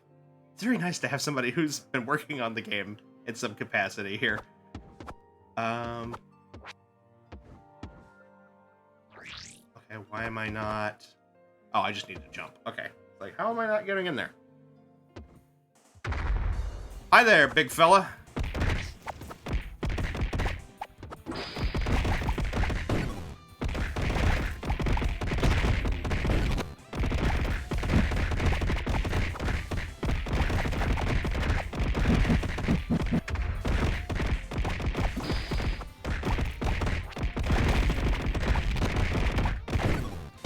My chompy boys are putting in work.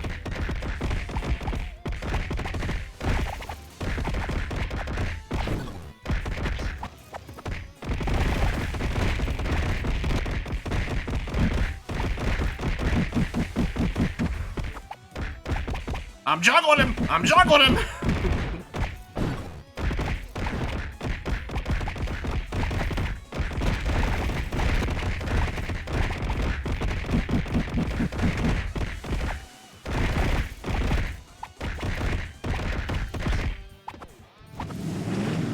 Oh, he has a fucking truck! Oh, I died. Oh, damn. Oh, no. I got fucking run over. He brought out the truck. He went full Dio on me and road rollered me.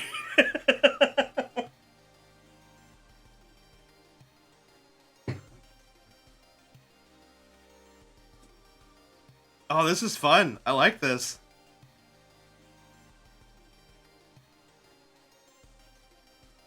All right.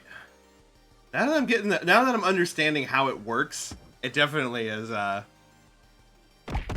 was. I will say it was a little intimidating at first, and maybe that's because I'm not familiar with the source material. But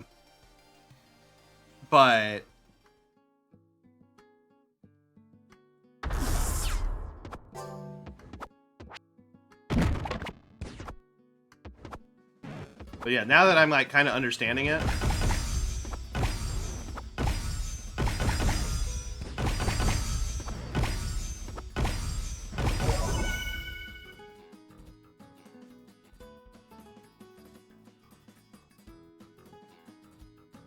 I'll definitely tell you this. Decline Drops is like the tutorial for this game. Really? Okay.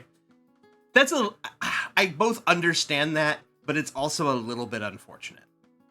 Because I don't...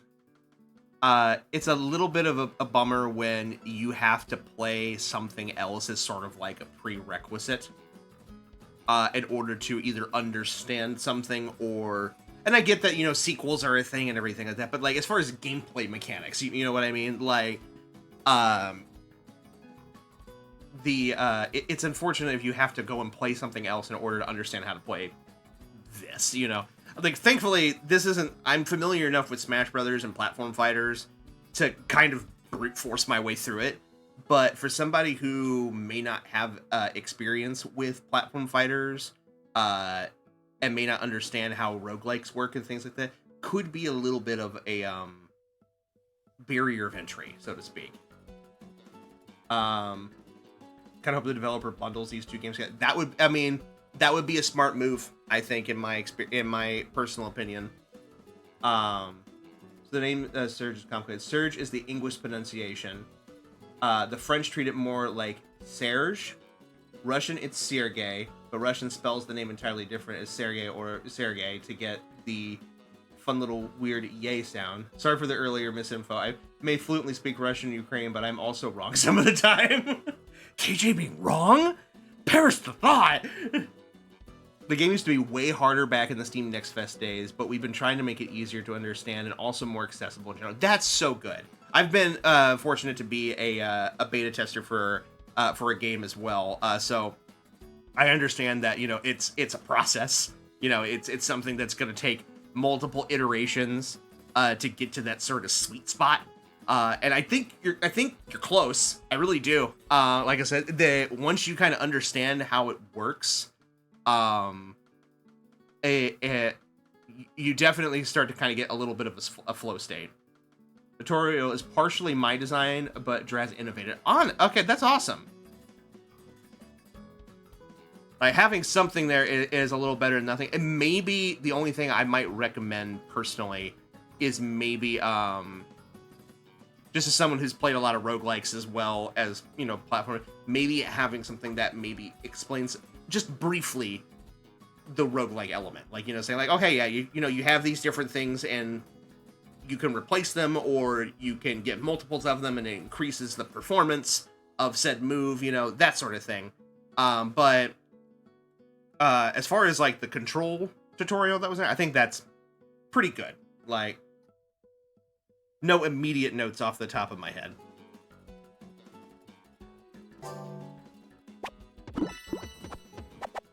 Are those sentient trash bags?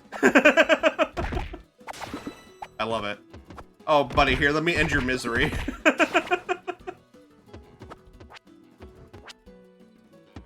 We'll definitely clip all this, but if you want to tell them yourself in the server room, I guess, I appreciate your insight. Oh, well, thank you.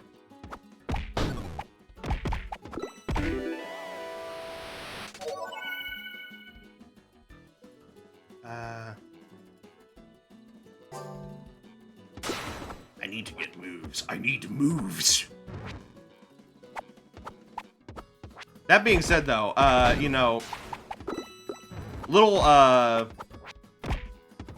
gameplay elements and stuff aside, the art style and everything like that is super charming. Like,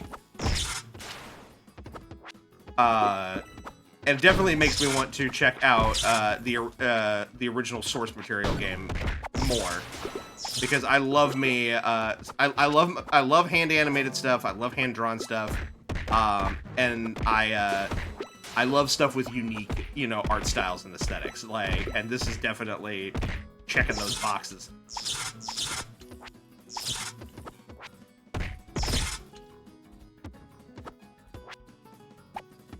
I'm so sorry, but Zootopia 3 is apparently greenlit is going to be focus on the arrival of avians.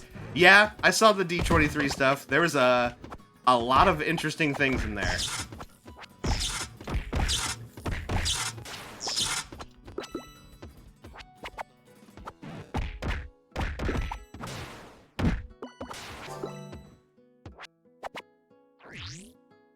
I get. Oh my god, he summoned some boulder!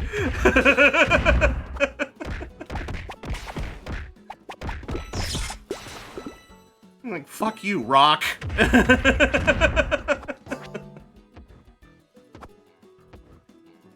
But yeah, I saw the Zootopia 3 stuff. What else was the Kingdom Hearts stuff was definitely interesting. The fact that that game is coming out at the end of next year is pretty crazy.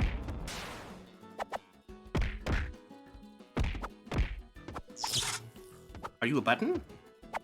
What are you? I don't know what you are. Can I not do anything with you? I guess not.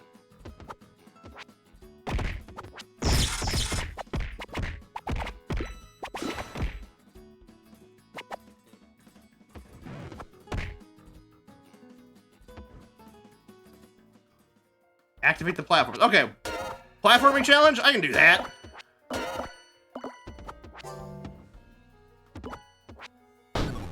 Ow?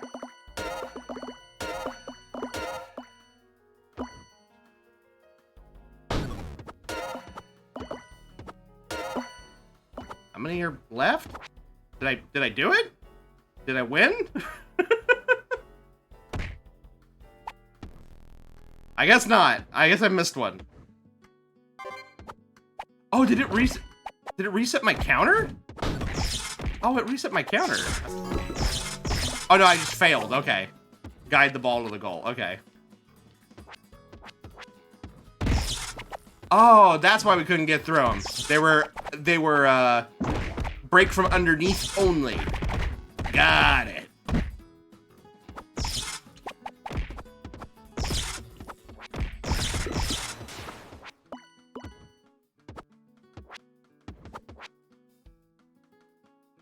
Oh, hello.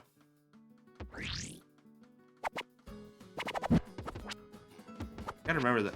The smash attack thing is, I will say, if there's one thing about the mechanics that's a little bit of an adjustment for me, it's having smash attacks on its own dedicated button. I'm not used to that.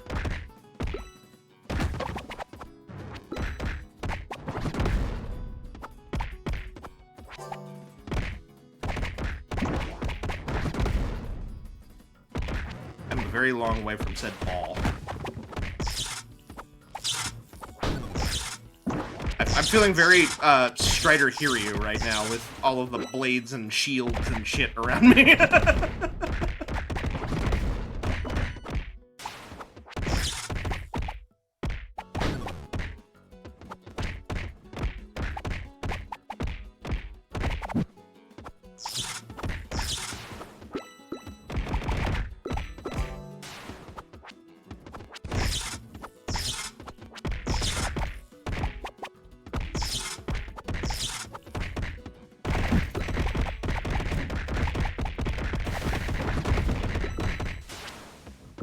Find the key and open the box.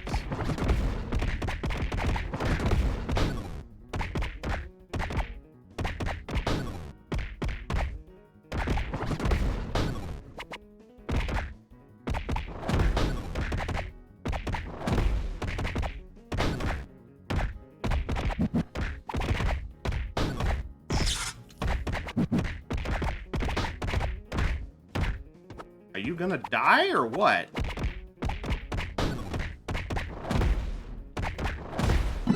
There we go. Christ. All right.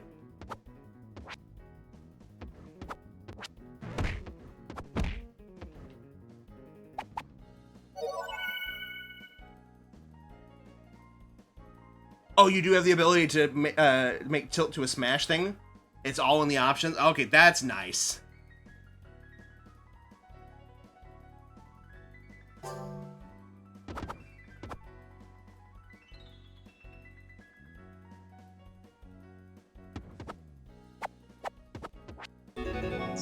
I've got the key. Now I gotta get to the box. Where the hell that is? Blair box! Found it. Cool. Super armor when smash attacks? Okay. Yeah, that's hard to pass. Hard to pass up super armor.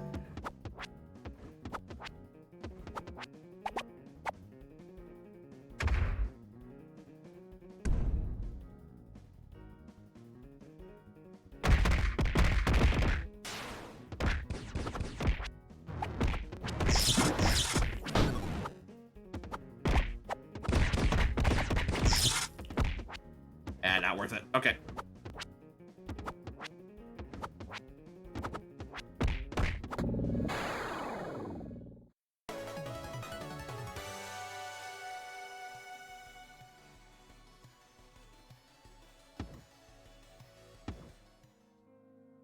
All right.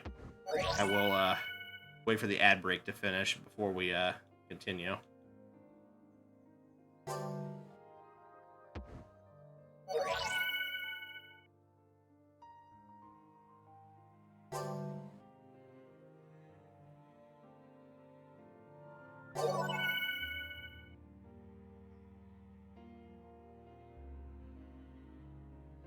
Oh, I don't have the money for that. Okay, that's fine. I have to go for now, but just so you know, the sparkles under glow beam when you jump represents how many multi-jumps you have left. Okay, thank you for letting me know that. And thank you, John, for being in here. I will definitely have to look into joining your guys' Discord, because this is definitely super interesting to me.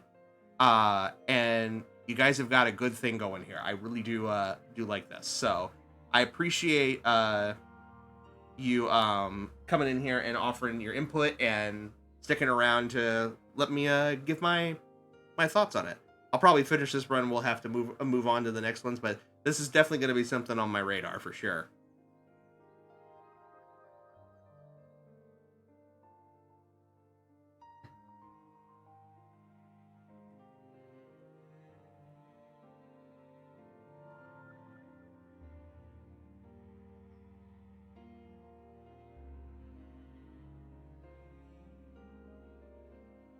About a minute left in ads here.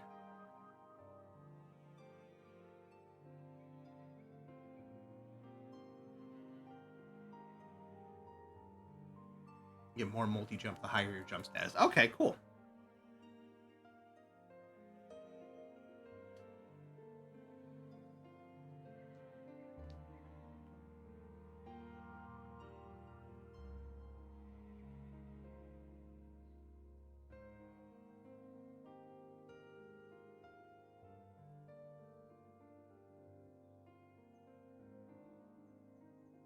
But I will say, like, the art style for this, though, is gorgeous, and the animation is very well done.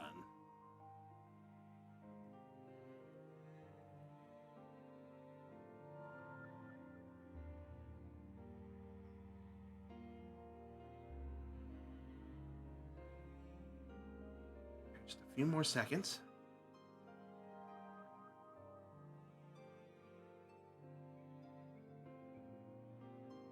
All right. Back from ads. Thank you so much, everybody.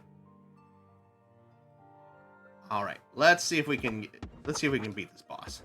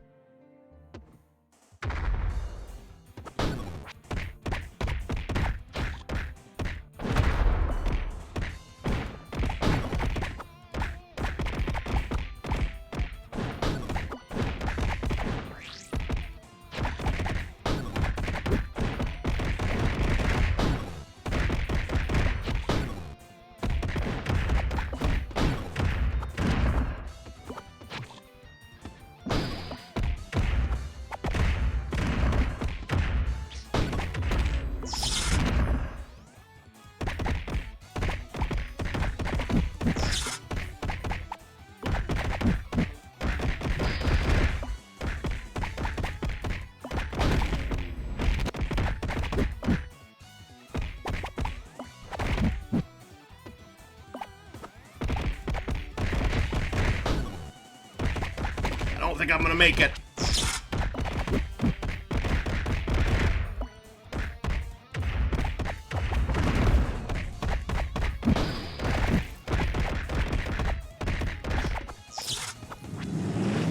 Oh, I got hit by the truck. Yeah, there I go. Ah, damn it. That's a lot of fun, though. That's really, really good. Alright, return to the vortex. Very, very good. Alright, back to the title screen.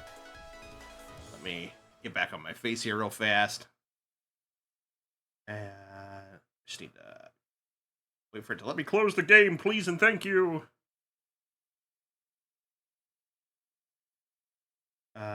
Options. You're just gonna make me close you out manually, aren't you? Yep. Okay, that's fine. All right. Well, thank you for that. And again, I know he's probably already left by now, but thank you, John, for coming in and giving us your perspective as a beta tester for this game. This looks really, really good. And like I said, there is I guess, a origin game for this, or a spiritual prequel in the form of the game called Declines Drops, which I definitely am probably going to have to take a look at now, so I can get a bit more perspective on what's going on with this. But this, regardless without that involved, there's definitely some legs here on this game that can definitely be built upon to make something enjoyable. It needs a little polish, a little refinement here, but the game is in early access, so if you guys want to jump in and play the game and give your thoughts on what's going on, that is a great way, great way to support a developer. I've done that with games that we've played before here on stream. Like I said, I've been a beta tester for a game in development before as well, so that's, if you get the opportunity to do that, that's also another wonderful way to show show your support and give creative input as a player. So we've got 2 more games here. What's up next? Next on the docket. Oh, this one's going to be interesting. This game also just came out. It is called Future Night, and it is developed by Studio Koba and being published by Atrium Game Studios. It just came out a couple of days ago. This thing, I've not played any of Studio Koba's games, but I follow them because their stuff is so wonderfully bizarre that I'm just fascinated by it from like an aesthetic point. And this one is definitely up there. This is what they have called a self-described neo-retro 2D action shooter. You are following the Future Knight in his quest to save the memory of humanity from a figure known as the Lady of the Past and her legion of cultists, while traversing a world that is inspired by old LCD screen handheld games of yesteryear. So by LCD, I mean, like, I'm talking about, younger folks are not going to know what LCD screen-based games are, but if you ever are familiar with the old Game & Watch games, or if you had a Tiger Electronics handheld game, or any of like the cheap little handheld games from like a Happy Meal or anything like that from when you were a child, where they almost look like they are a calculator like screen, that is an LCD screen. And they used to make video games off of them. They were very simple because they had basically pre-crafted images that would just light up in sequence based off of your button presses, and they usually were very simple games to play. Usually only involving a handful of buttons. This game does not play like that, but it looks the part. So let me just get the game up here, and I will show you what I mean here. Oh no, why is did they take the demo offline? No, it's here. Okay, why am I... There we go, I just had to patch it. Okay, cool, we're good. let me get the Future Night stuff up here for you guys. So like this game just came out. It's available on Steam. I think it's available on everything. Steam, PS5, Switch 1 and Switch 2. And while I wasn't able to find a link in time for the stream, I believe it is also coming to Xbox. So there is that for you. Let's go ahead and get this game up and running.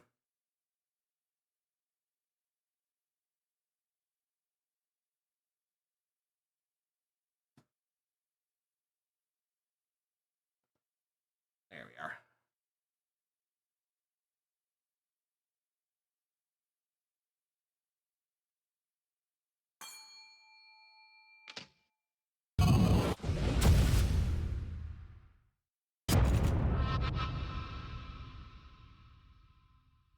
The audio is coming through. Lady from the past, leader of the sect of the present, the one who laughs without smiling, did two things on March 23rd, 1993. Clean up her panties.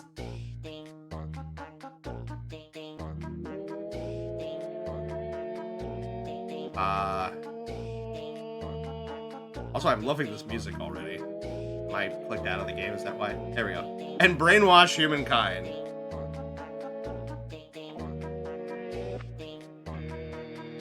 Okay. I am the most evil woman 30 years later. 30 years after this disgraceful event was the time that LP Nakamura, a prestigious computer engineer, spent to build a combat bio android. His code name, Future Night. I'm loving this. This music is awesome.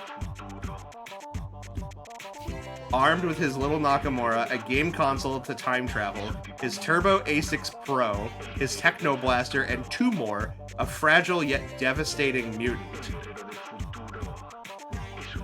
His mission will be to time travel back to Tokyo on May 22nd, 1992, and within 24 hours, find Lady from the past, during the only day that she left her hideout to brainwash us all.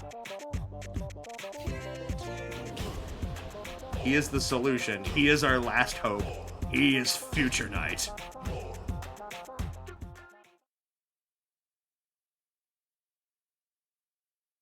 Future Night, el caballero del futuro. Alright, press any button. Man, this is what I mean by it being LCD screen inspired. El Caballero del Futuro. Was that Friend of the Future? Is that what it is? Or something along that, like Companion or something like that?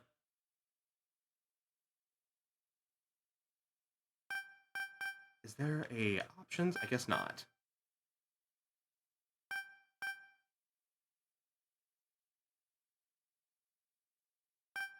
Maybe it's in the game itself. But yeah, this is what I mean by the LCD screen sort of aesthetic, because the whole concept of an LCD screen-based game is that it basically had although Caballero I use more for cowboy, that's why I found, Cowboy of the Future. That makes sense. Okay, yeah, so LCD screens worked in like there was basically like two planes on the screen. You had a background plane, which is like these on the screen here, all this kind of stuff that's faded out in like red and dark grays and stuff like that. They're on there and you can see them all the time. It basically was sort of like the stage of the game. And then the things that you would interact with or that would be part of the playable experience would light up in this very high contrast black.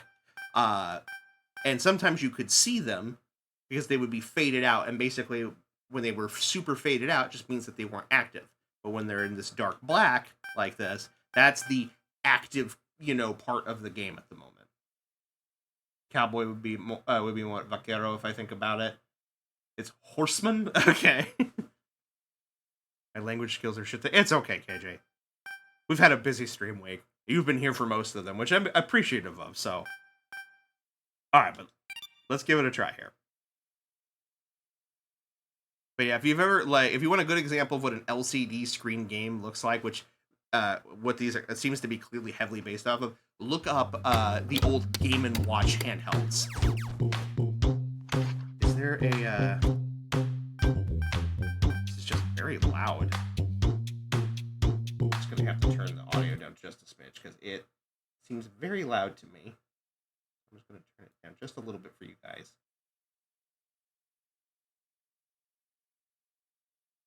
Honestly, finding out about old tech like this is funny. Like, wow, you all had it rough. It wasn't really rough.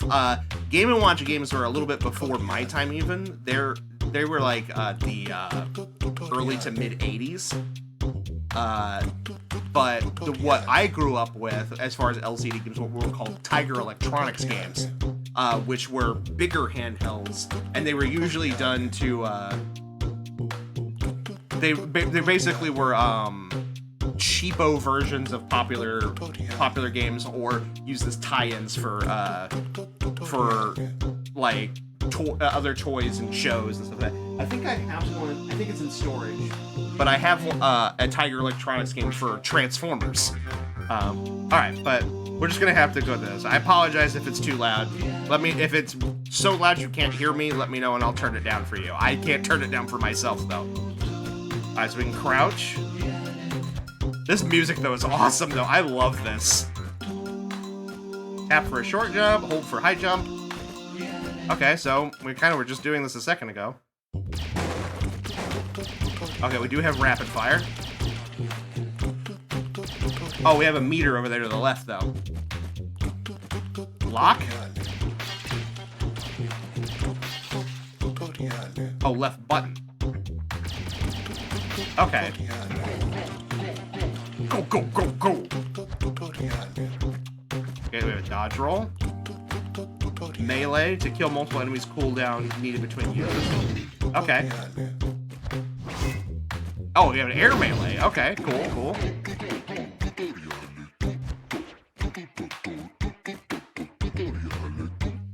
Eject 2 more in any direction. Side up, down, on the air. The tip future net will restore health while 2 more is out. Okay. Interesting. So it's not just like a platform. That's just like almost like Metal Slug.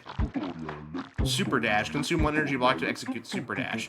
Super dash can break triangle blocks and make massive damage. Okay. Oh, we can wall jump. Okay.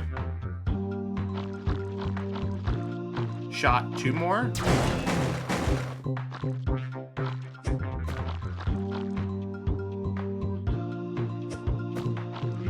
Why can't I, Oh, Future Night Call.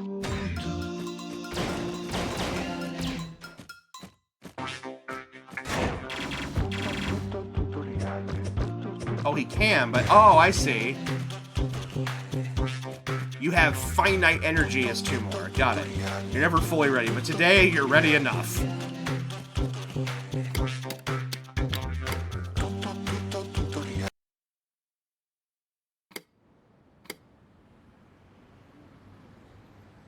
Right, stage 1.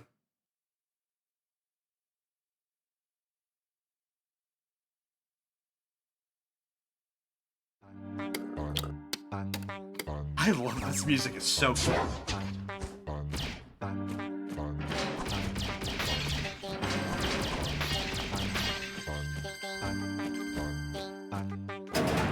Ow! Oh, I can't hurt it. Okay.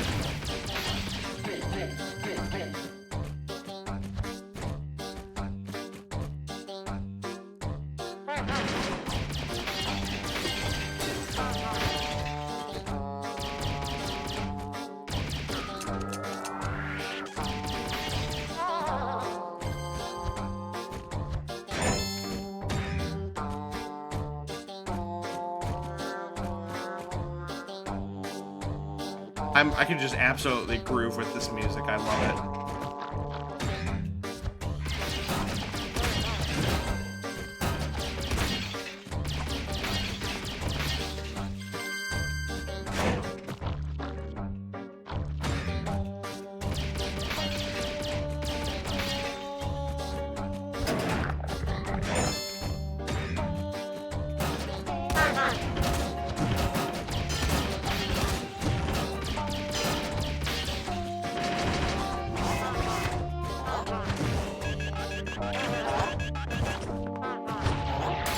Ow!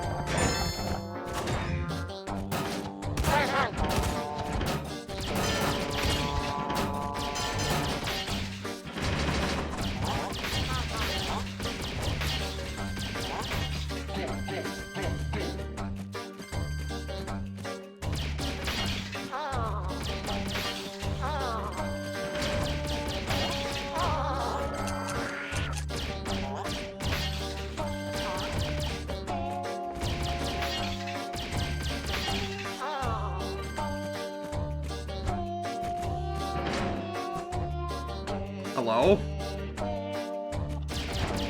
Oh, God!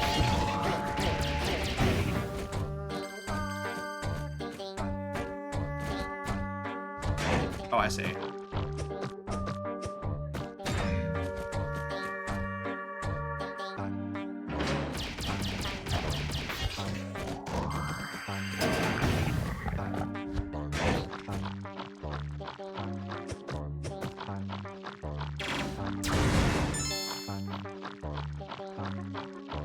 Oh, so there's a speed run time. But that's okay. I don't need that. I just realized there was a timer down, like a time limit that it's there. We're a little over at this point.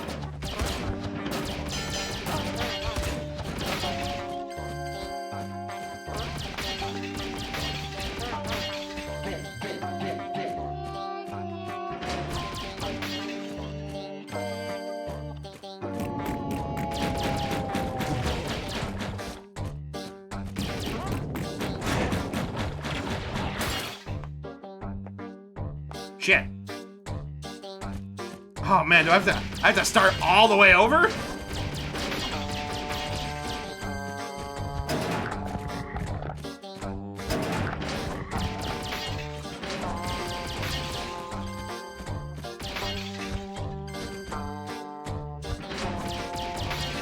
Alright, no messing around then.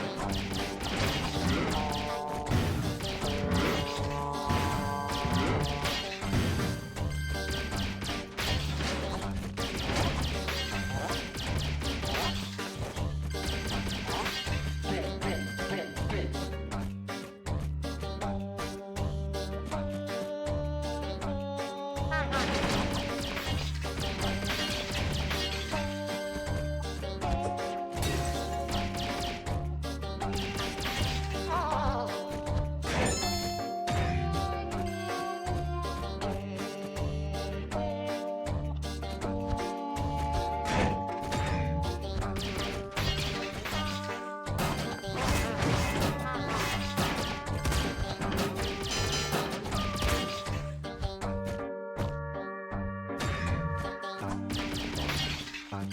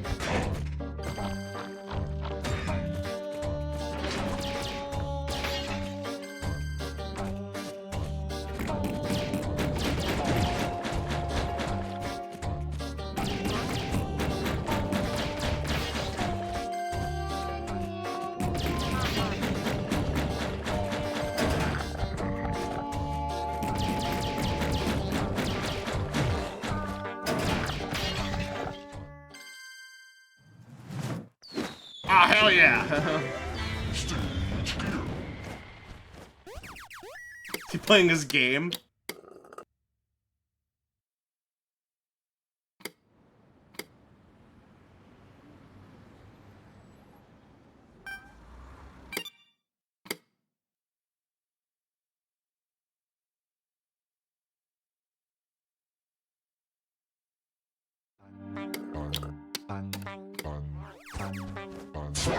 Alright.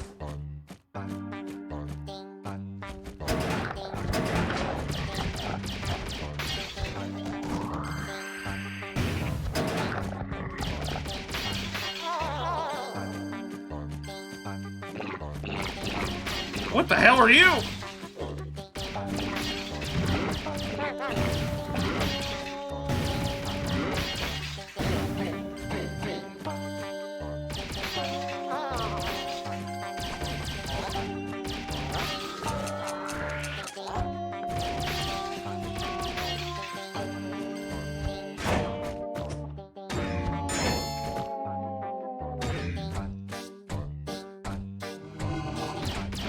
Oh god!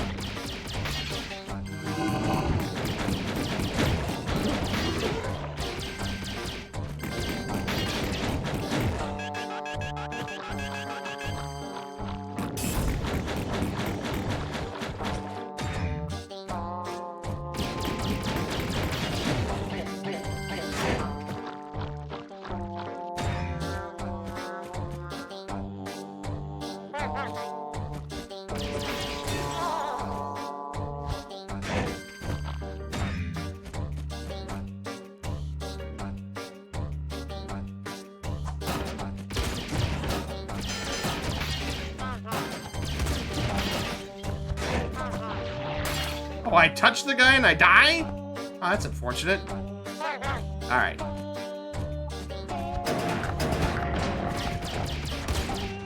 Oh, there's another dude in there? This is what I think we've hit all the animations for this. They find more.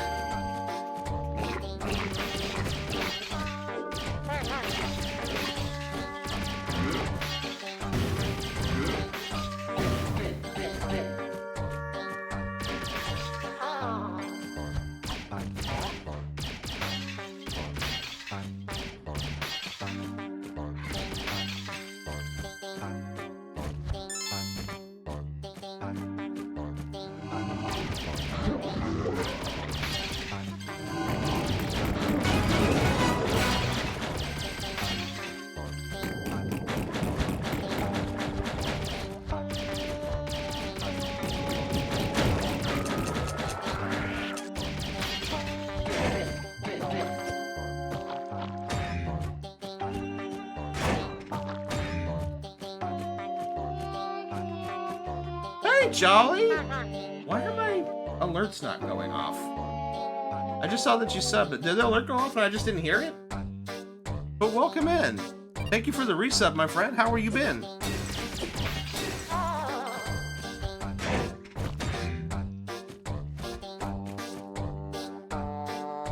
be fair, this music is very loud for me right now, so if it went off and I didn't hear it, I turned it down for you guys.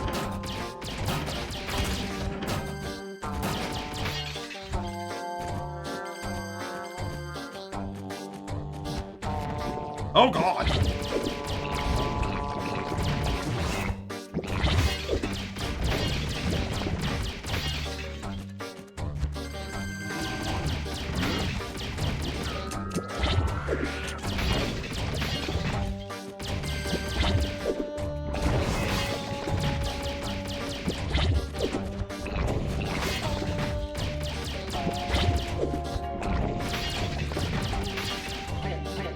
It did, yeah. What is that game I like that? It is called Future Night.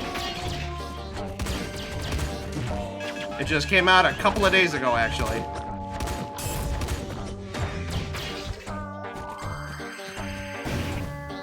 But it's directly inspired by like old LCD screen games.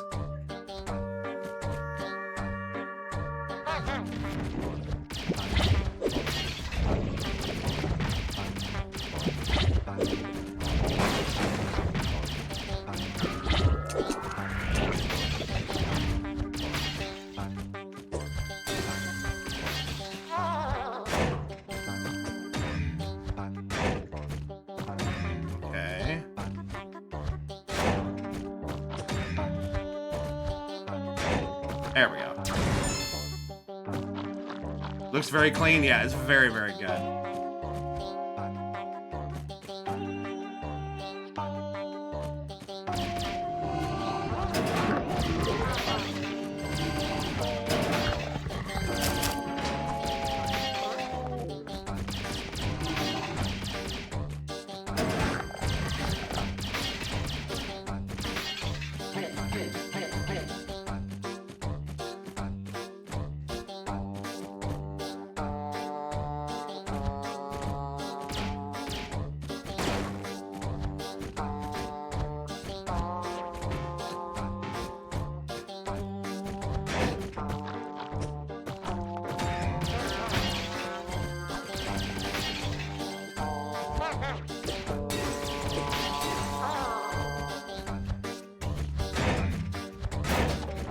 Oh, shit! Damn it! I thought that was something I was supposed to land on. Oh, God, I'm at the start of the level again. Alright, I'm gonna give this one more go, and then, we'll have to move on. I appreciate that it doesn't have lives, but it's a little...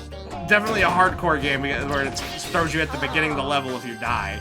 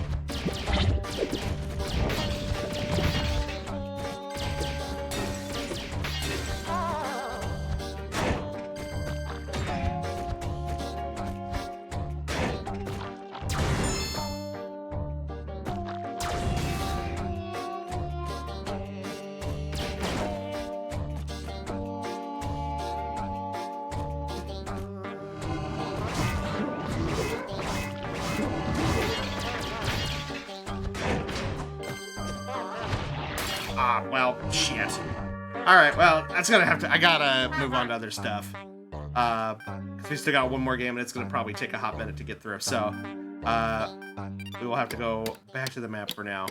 But this is very, very good. It's not that I don't want to play more. I do. It's that if I keep playing it, I won't stop. So, like, I love a good, like, retro-style platformer. Like, very much so. Close this out real quick.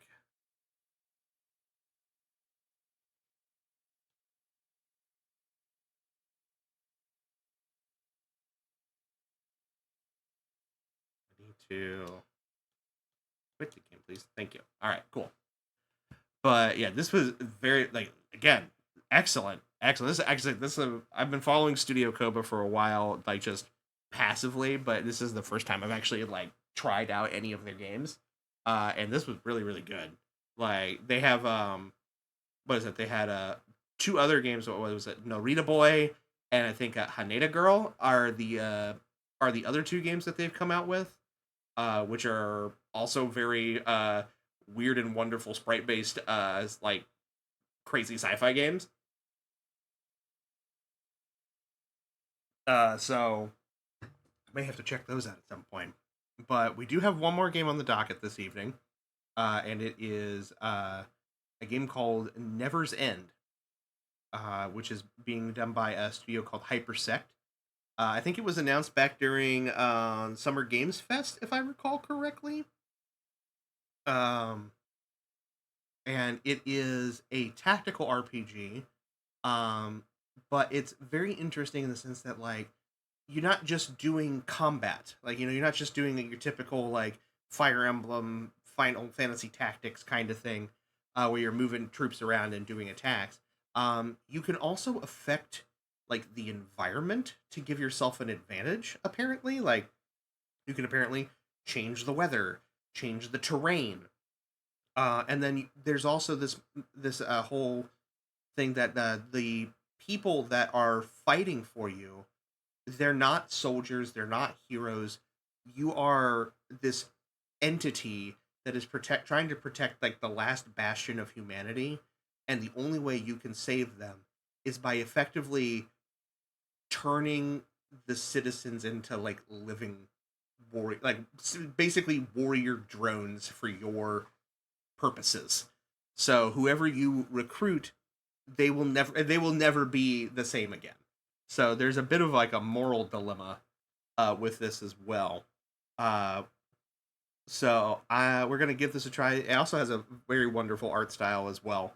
But let me get this one booted up here. And this is coming out on Steam and PS5, at least at launch. It does not have a release date currently. But hopefully it will soon. And there's the links for that. And let me change. Where is it? There it is. Change the game audio over. All right, cool. Combat demo. Is this mouse-based only? All right, might be. Let me change some options here. Turn some of this stuff in the background here. Cool that it lets you pick your sound card. I don't know why you would need that, but that's nice that it's there, I guess. You can pick your video card too. And it gives you monitor preferences. I mean, that's neat. All right. Input. Their keyboard controls. Language, English.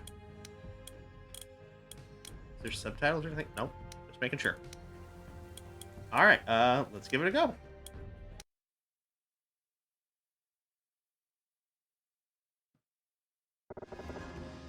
Welcome to the Never's End combat demo.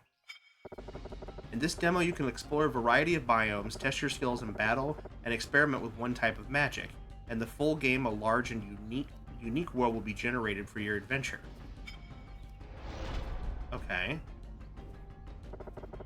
Try rotating the camera left and right. Turn the camera left with E or Q. Oh, okay.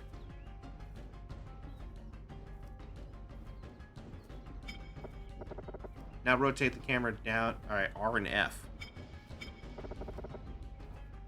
So you can go full top down if you want. Okay. Camera can also zoom in and out. Health, time, and stamina are the most important stats to keep an eye on during combat. Try entering help mode to learn more about them. Move the cursor over your health, time, and stamina meters. Health represents the life of a character or the durability of an object. Whenever something's health reaches 0, it is destroyed.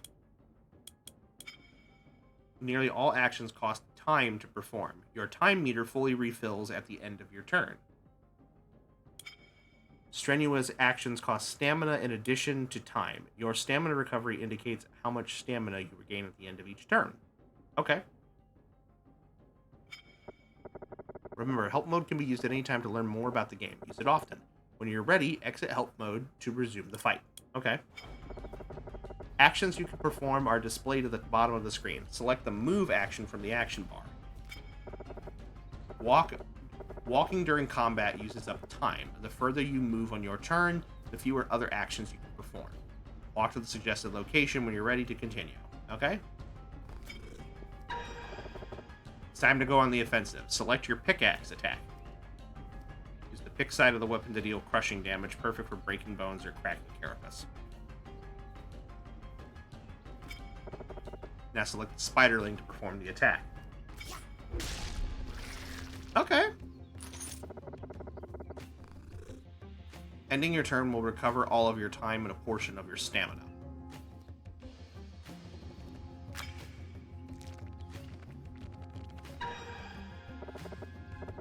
Your first companion's turn is over, but the others are still ready to act. Use what you've learned to win the fight.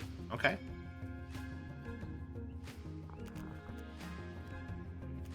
You have your slice, a tearing attack, especially effective against flesh, can inflict a bleeding. A quick melee attack that deals limited damage but can inflict bleeding. Plank shield. Throw.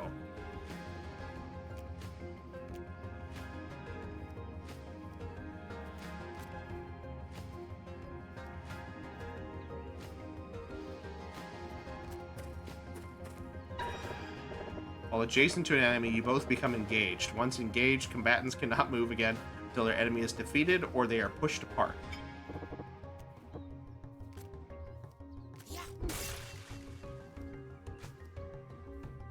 Okay, and inflicted bleeding.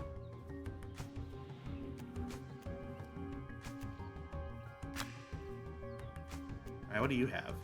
Poke and pitchfork, poke and repel.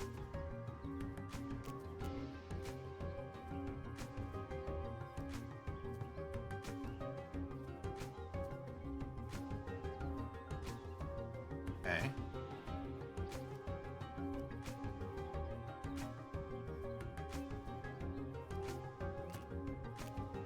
Harvest, break the object into items you can carry.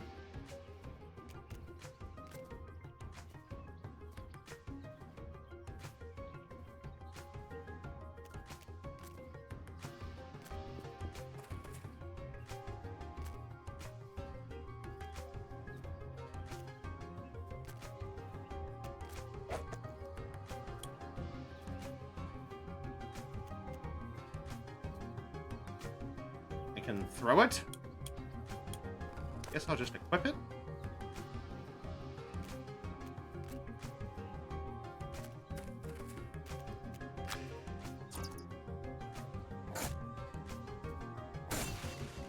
Ow!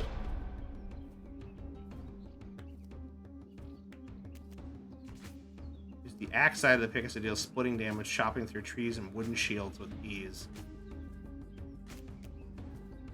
Or I can jab! Give him the old 1-2.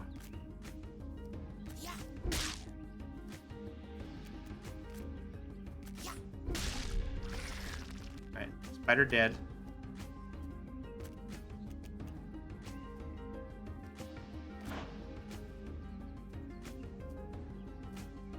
Eat this to recover stam at the cost of health. Okay.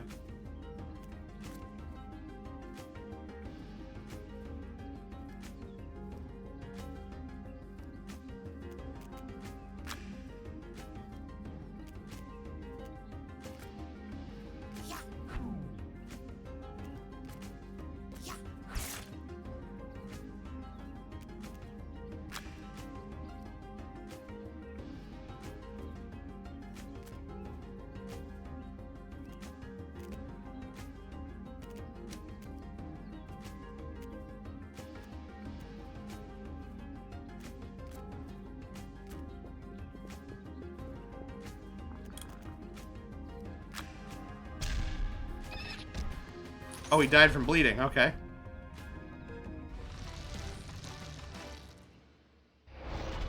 Okay, we won. Okay. Well done. Looks like you've got the hang of basic combat. The other battles in this demo will be a bit more challenging. Be sure to visit the tavern to recruit more companions, and speak to me whenever you need additional gear. This pack cat will help you carry any items you find or buy during your adventure. In fact, it's already holding a few things you might find useful. Take a look. You were gifted a pack cat. These loyal bees can carry items for you during your adventure. Move around to explore. Okay. Pack cat can see what... open your pack cat to see what it's holding. How?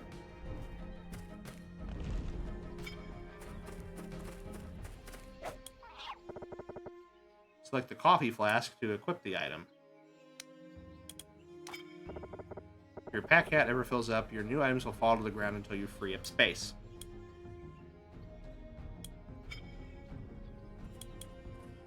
Okay. As long as you're not in combat, you can change which character you're controlling at any time.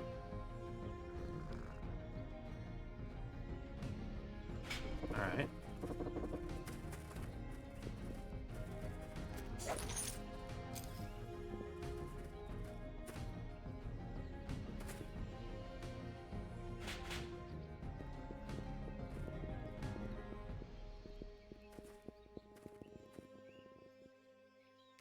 Enter the tavern. Taverns are a place to rest, regain health, and find new companions. In Never's End, you don't just recruit companions, you possess them, permanently binding them to your will. The tavern patrons that gather here can each have different backgrounds, gear, and traits, all of which influence their usefulness. Find one you like and add them to your party.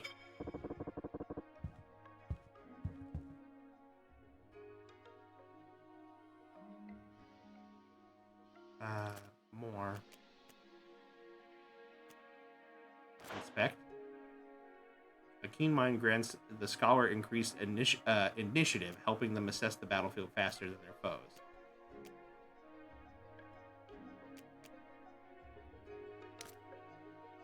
They have a knife.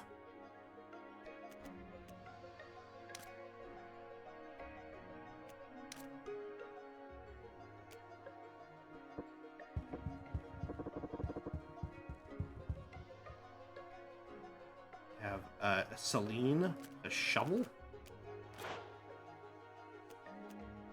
Years of hearty meals and hard labor grants farmers more health than the average villager.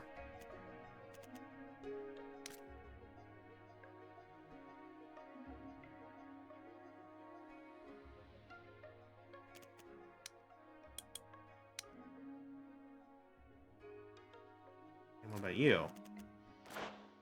Ren. Splitting stone and hauling bricks has built up the mason's stamina pool, allowing for more impressive bursts of strength. I want to see a possession. We'll have to see if it looks like anything. They're wielding that shovel like they know what's up. So let's see here. Bruiser.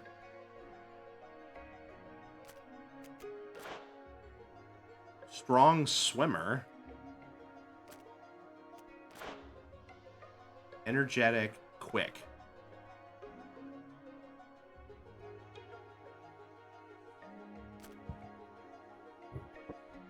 Yes? What is it? You have been chosen.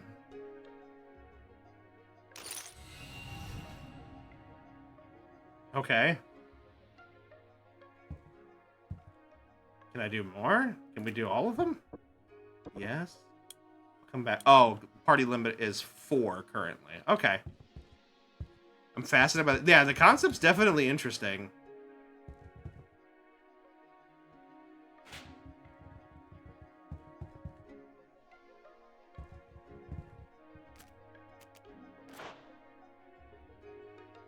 It's just to recover stamina. Stamina.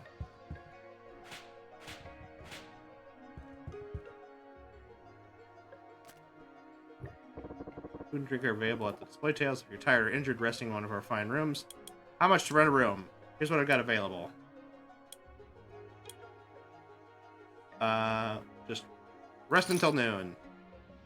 That must be terrifying. You're hanging around a tavern and some entity goes, "You have been chosen."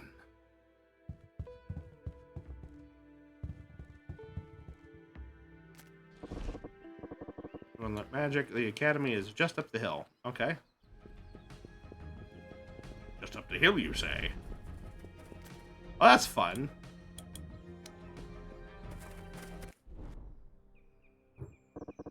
Welcome to the Battle Academy. Here you can learn useful combat techniques and gain access to your first type of magic. Follow me and we can get started. Okay.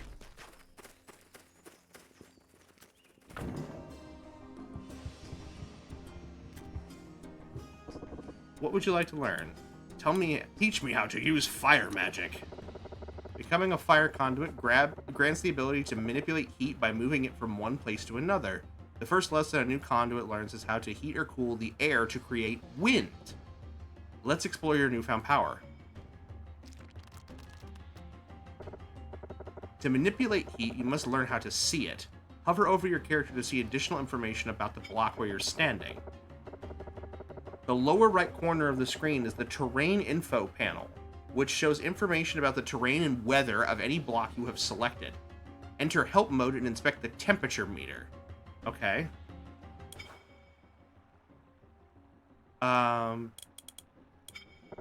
This meter shows the air temperature. If the temperature drops when the meter is empty, objects become frozen. If temperature rises when the meter is full, objects become burning.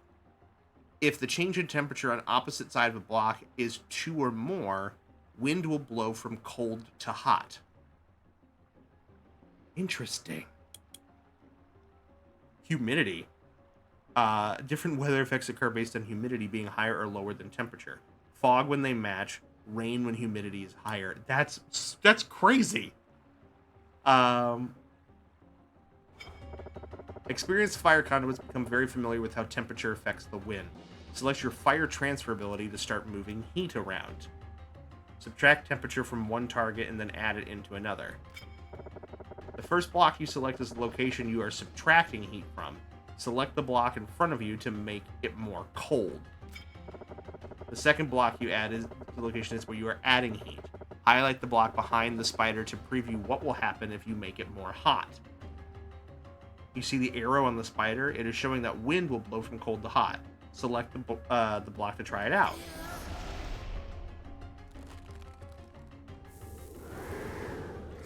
It pushed it back, okay. Temperature was lowered by 1 in front of the spider and raised by 1 behind it. This surrounds the spider with a temperature change of 2. Anytime the temperature on one side of a block is 2 more than the opposite side, it will create wind.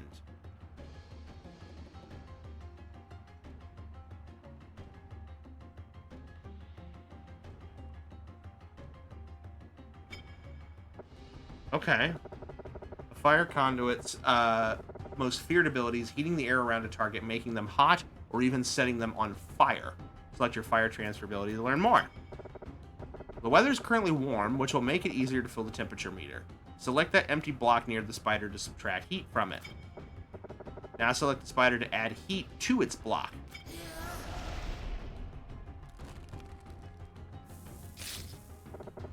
The temperature on the spider's block is now full, making the spider hot.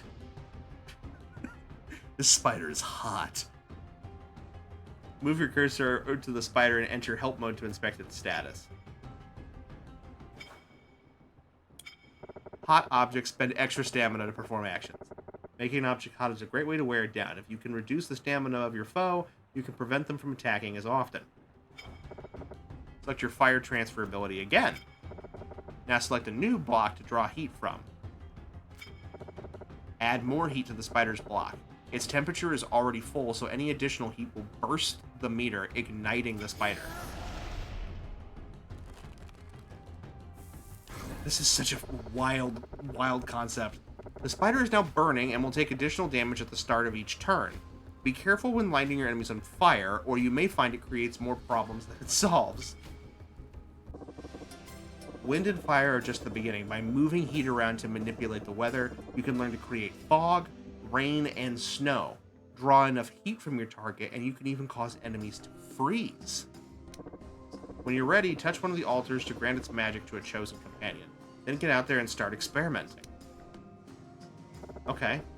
Touch a fire altar to claim its magic. Let's have the scholar guy do that.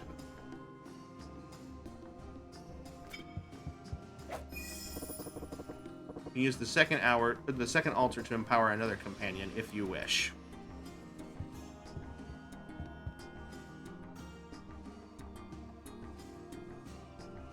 Maybe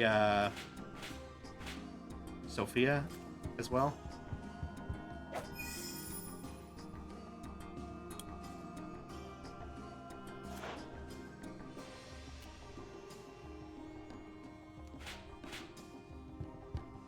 Wasn't there another thing you could teach us?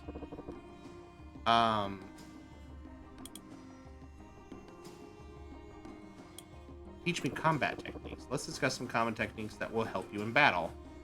Tell me about pushing enemies. Okay.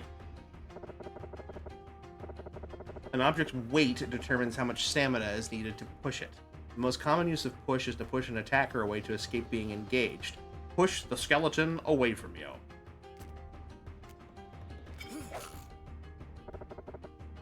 In addition to pushing objects around the map, you can also push them into walls. Select the move action to approach the skeleton. Move closer to the skeleton so you can push them. When the terrain behind the object is at least 2 units high, a push will knock the object into a wall. Push the skeleton into a wall! Oh, and it stunned him. Or staggered. The skeleton is staggered, which will prevent them from evading attacks for 1 turn. They also received 1 striking damage from the impact.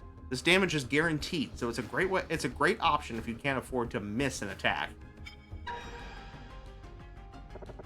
You can also push objects into each other. Push the closer skeleton into the one behind it. It pushed him. When 2 objects of equal weight collide, they both take damage. Newtonian physics. If the objects don't have the same weight, only the lower weight object will take damage.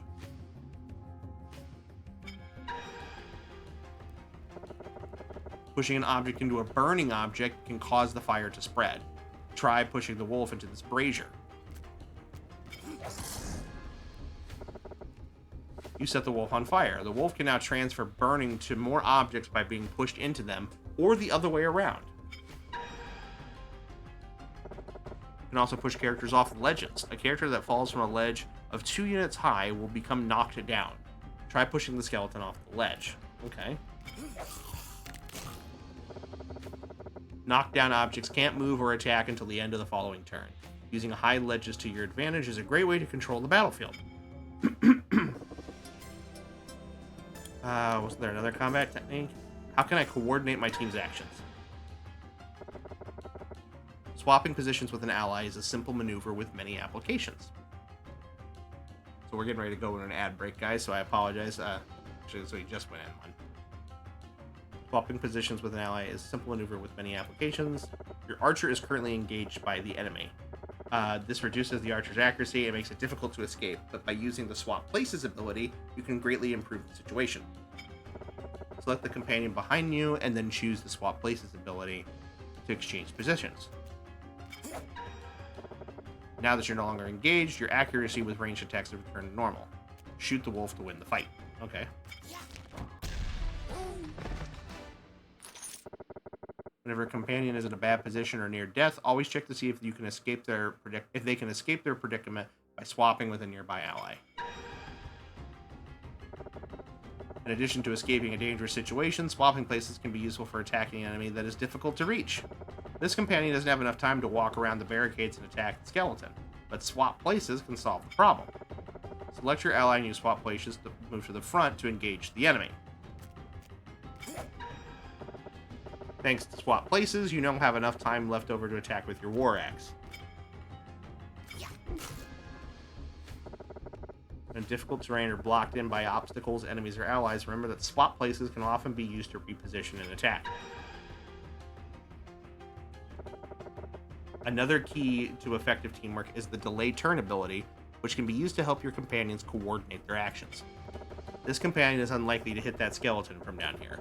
Instead of potentially wasting a turn attacking and missing, use the delay turn ability to hold their action for later in the round. This character's turn to the end of the round. Now use this companion to push the skeleton off the ledge. Good job. The skeleton is now in range of your waiting ally. End your turn to see what you have accomplished. Because this companion delayed their turn, they get a second chance to act before the end of the round. And this time, things are looking better. The skeleton has been knocked down to your level and is much easier to hit. Attack the skeleton with your straight sword. By changing your companion's turn order, you can accomplish strategies that wouldn't otherwise be possible. Keep an eye out for ways to use delay turn in your next fight.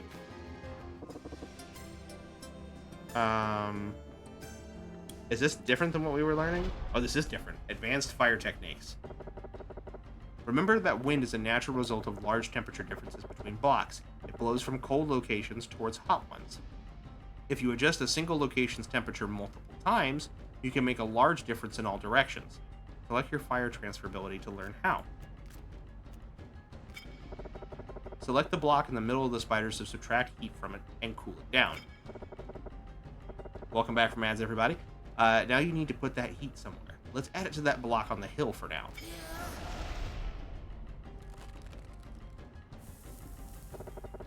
You've changed each block's temperature by 1, but because the selected blocks were so far apart, wind was not created.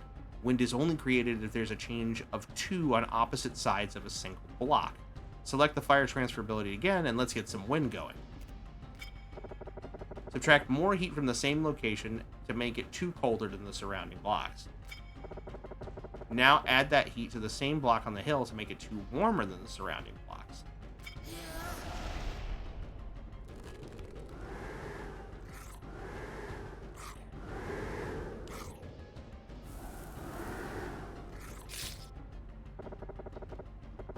A rush of outward wind was created around the cold location, and a vacuum of inward wind was created around the hot location. By mastering the creation and placement of wind, you can push and pull your enemies around the battlefield. This is intricate.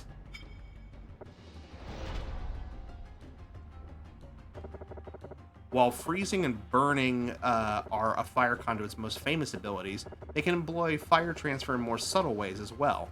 By using heat to manipulate the weather, you can learn to cause fog, rain, or snow, each with its own unique advantages.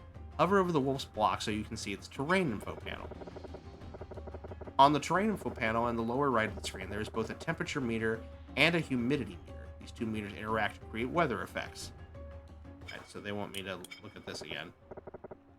Yeah, fog when they match, rain when the humidity is higher. If there is humidity, there is water in the air. By changing the temperature, you can change the state of the water from an invisible vapor to a thick fog, a raining downpour, or even make it cold enough to snow. Exit help mode when you are ready. The current temperature of the wolf's block is only 1 unit above the humidity. Let's use your fire transferability to reduce the temperature and alter the weather. Select the wolf to subtract heat from that block, reducing the temperature. Since you're subtracting heat from the wolf's block, you have to put it somewhere. Go ahead and add it into the empty block beside you.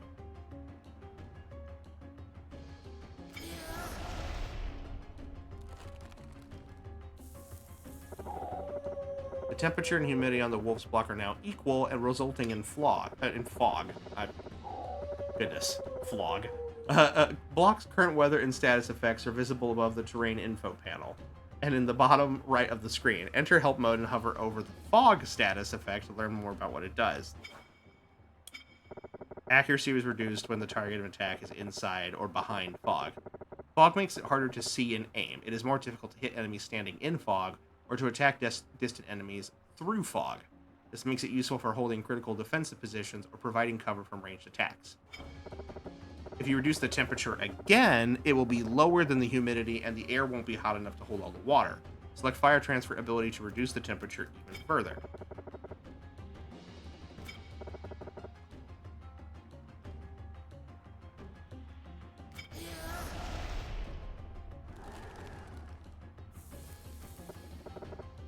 Look at all the changes. In addition to the wind caused by all the magic you've been casting, you've also made it so cold on the wolf's block that the weather changed from fog to snow. Hover over the wolf block so you can see the info panel. So with snow makes traveling through the block cost extra time and stamina. Snow makes a block harder to travel through, wasting your enemy's precious time and stamina and potentially preventing them from attacking that turn. Once someone passes through a snow-covered block and tramples it down, penalty is removed, but if it is actively snowing on a block, fresh snow will keep appearing each round. Okay. A skilled fire conduit knows that there are many ways to turn the weather to your advantage. Master them, and your magic will prove useful even in the most unexpected places. Okay.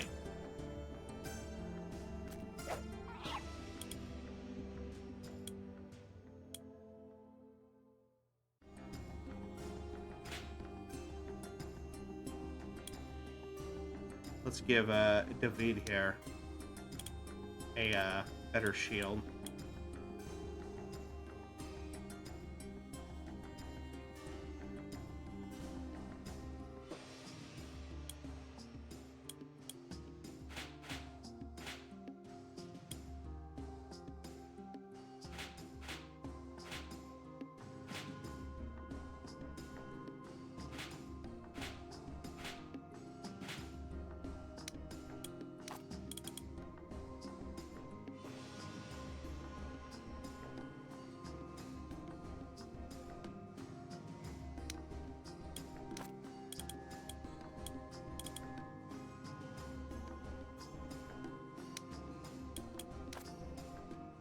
All right.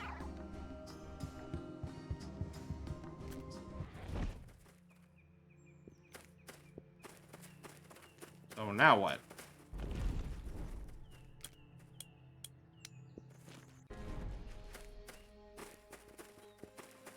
It was this way.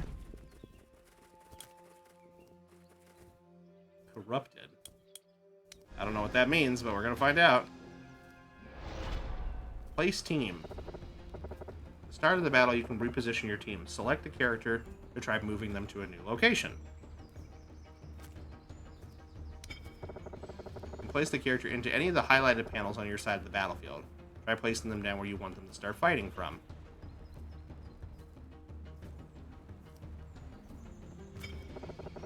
Choosing to fight from an advantageous position will help you survive. Claim the high ground if you can, and avoid starting in water. When you are finished placing your characters, start the battle.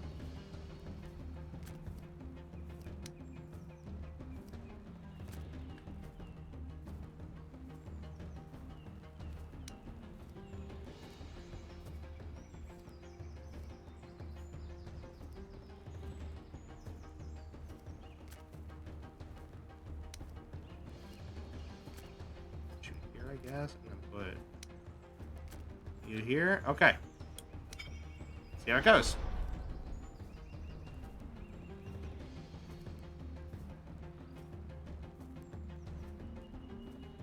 We're starting with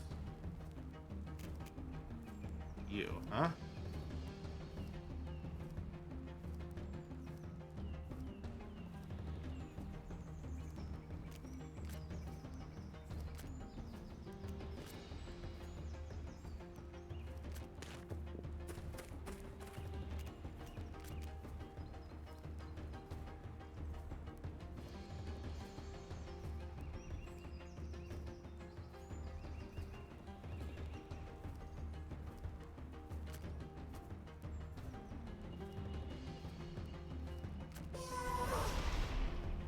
See how this works.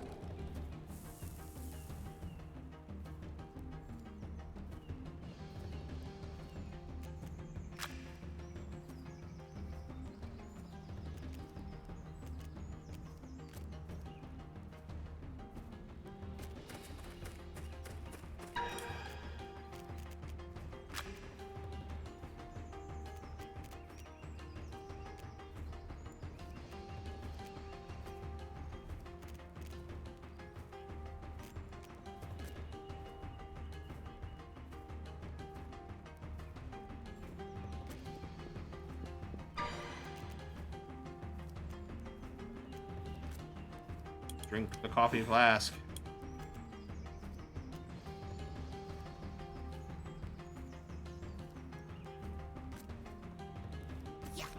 Smack him.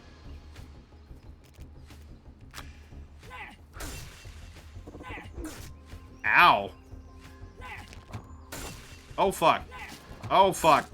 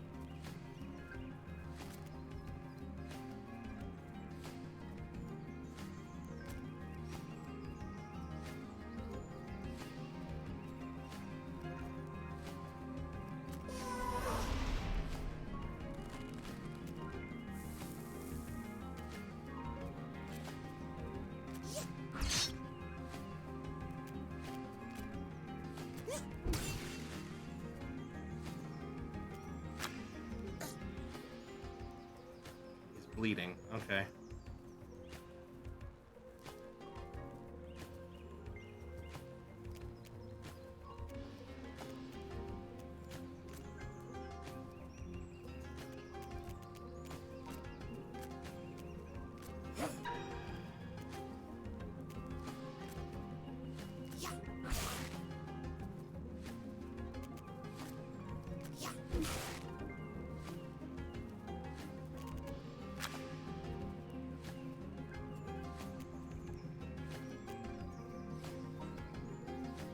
Packing gay, believing, how dare I? John, no, I'm gay?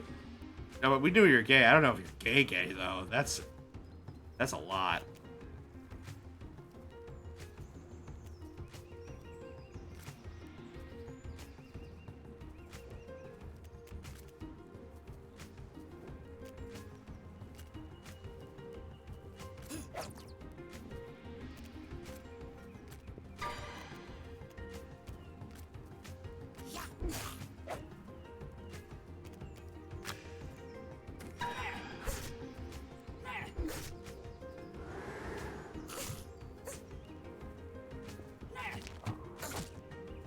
Oh dear.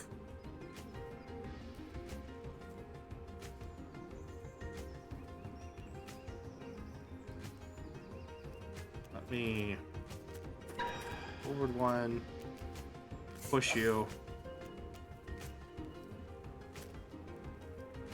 Do I freeze him? He's frozen! I'm gay, because gay cancels out, and I don't want to be heterosexual. Can you imagine? A raw steak?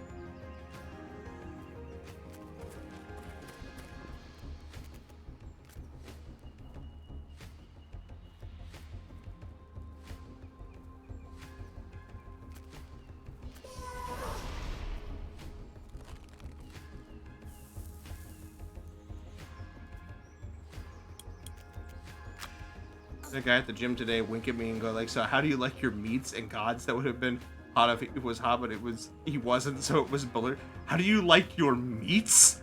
What the hell does that mean? What kind of icebreaker question? I guess it's not an icebreaker. I guess it's like I don't. Meat breaker sounds awful. Ugh.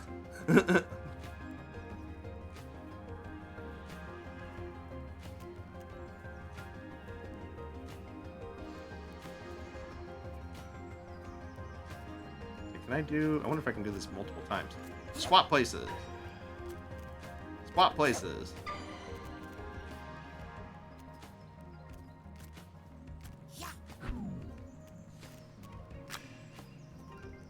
The sledgehammer to the frozen lake type of question, yeah. Just a little bit.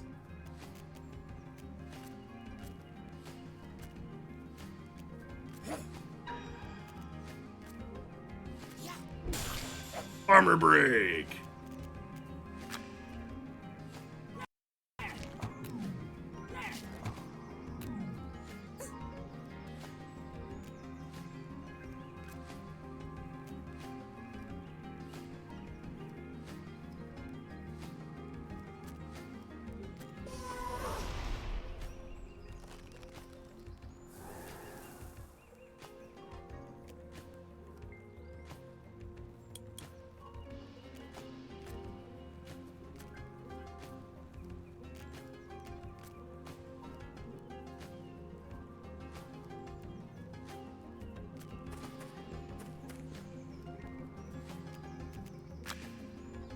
Thank you, Nix, for donating to the Souls-like. The art style is it is very charming, yes. It's reminding me of what is that? Almost kind of like Maple Story, but if it was in 3D.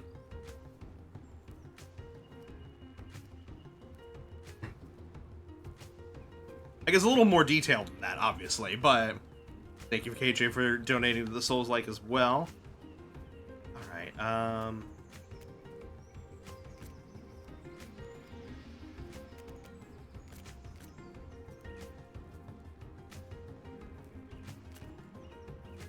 set the skeleton on fire! Oh, he's immune to being set on fire. That's unfortunate.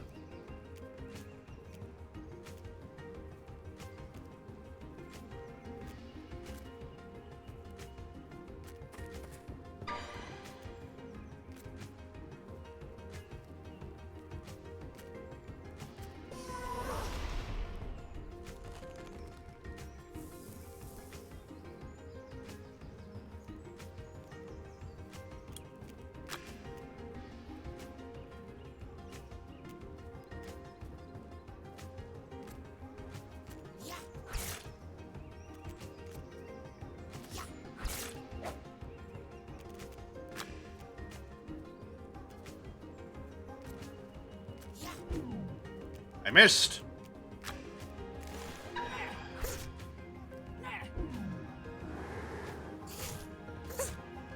Oh fuck, we all bounced into each other.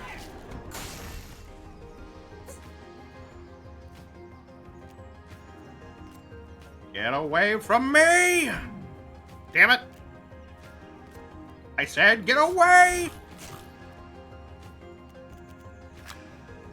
Oh god, everything's on fire. Everything is on fire and everything sucks. Oh no, he's dead!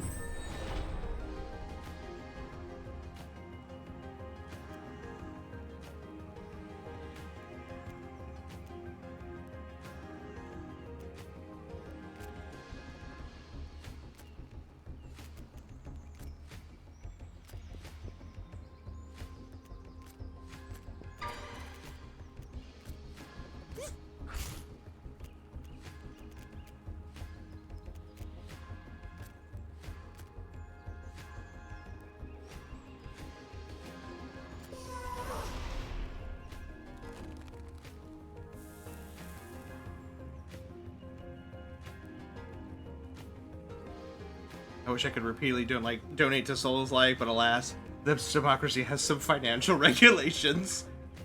Yeah, it allows only a max of 2,000 a day. I guess it's so that way it's to allow repeated engagement or anything like that. But you guys are closing the gap. It's 62 to 46 at the moment, so it's not impossible.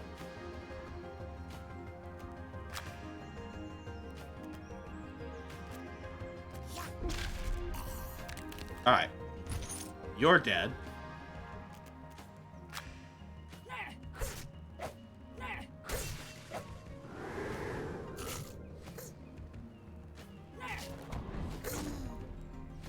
Oh god, she's on fire. Oh god, they're both on fire. Oh no.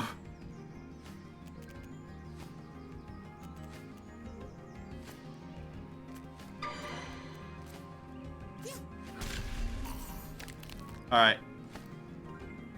This is very bad.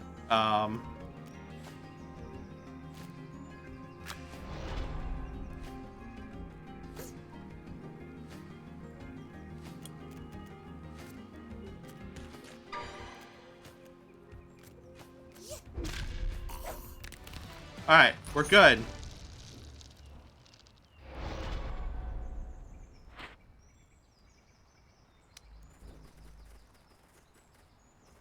More.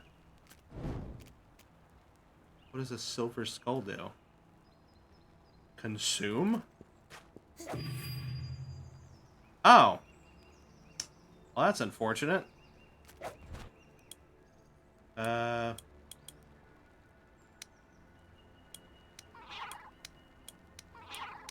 So there's permadeath.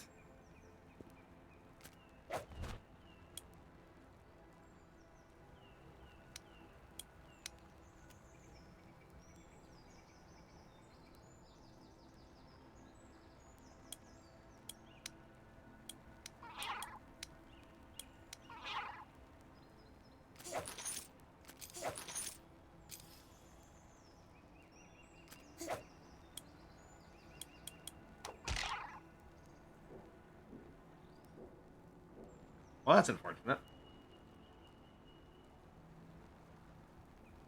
How would you go about finding a boyfriend if you were me? God, that's a dad question. Learn how to cook simple but tasty. Oh, Nick's. Oh, you're asking Nick's a question. Okay. Learn how to cook simple but tasty meals. Nothing says loving like something from the oven. This is true. Especially if you're trying to date men, like there is definitely truth in the saying a way to a man's heart is through his stomach. Like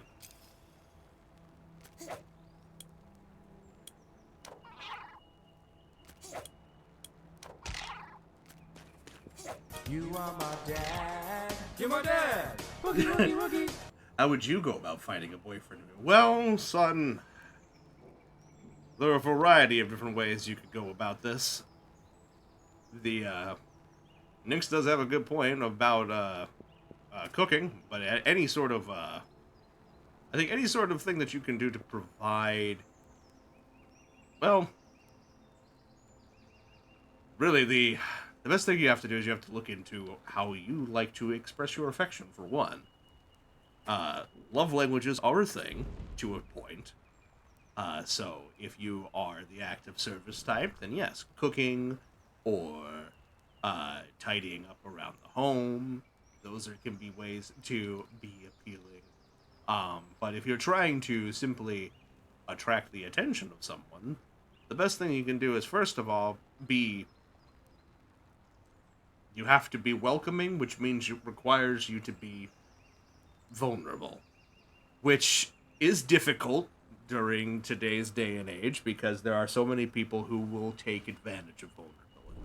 So you also have to be wise and recognize when people are worth your time. And if you find a linguist, then they love language.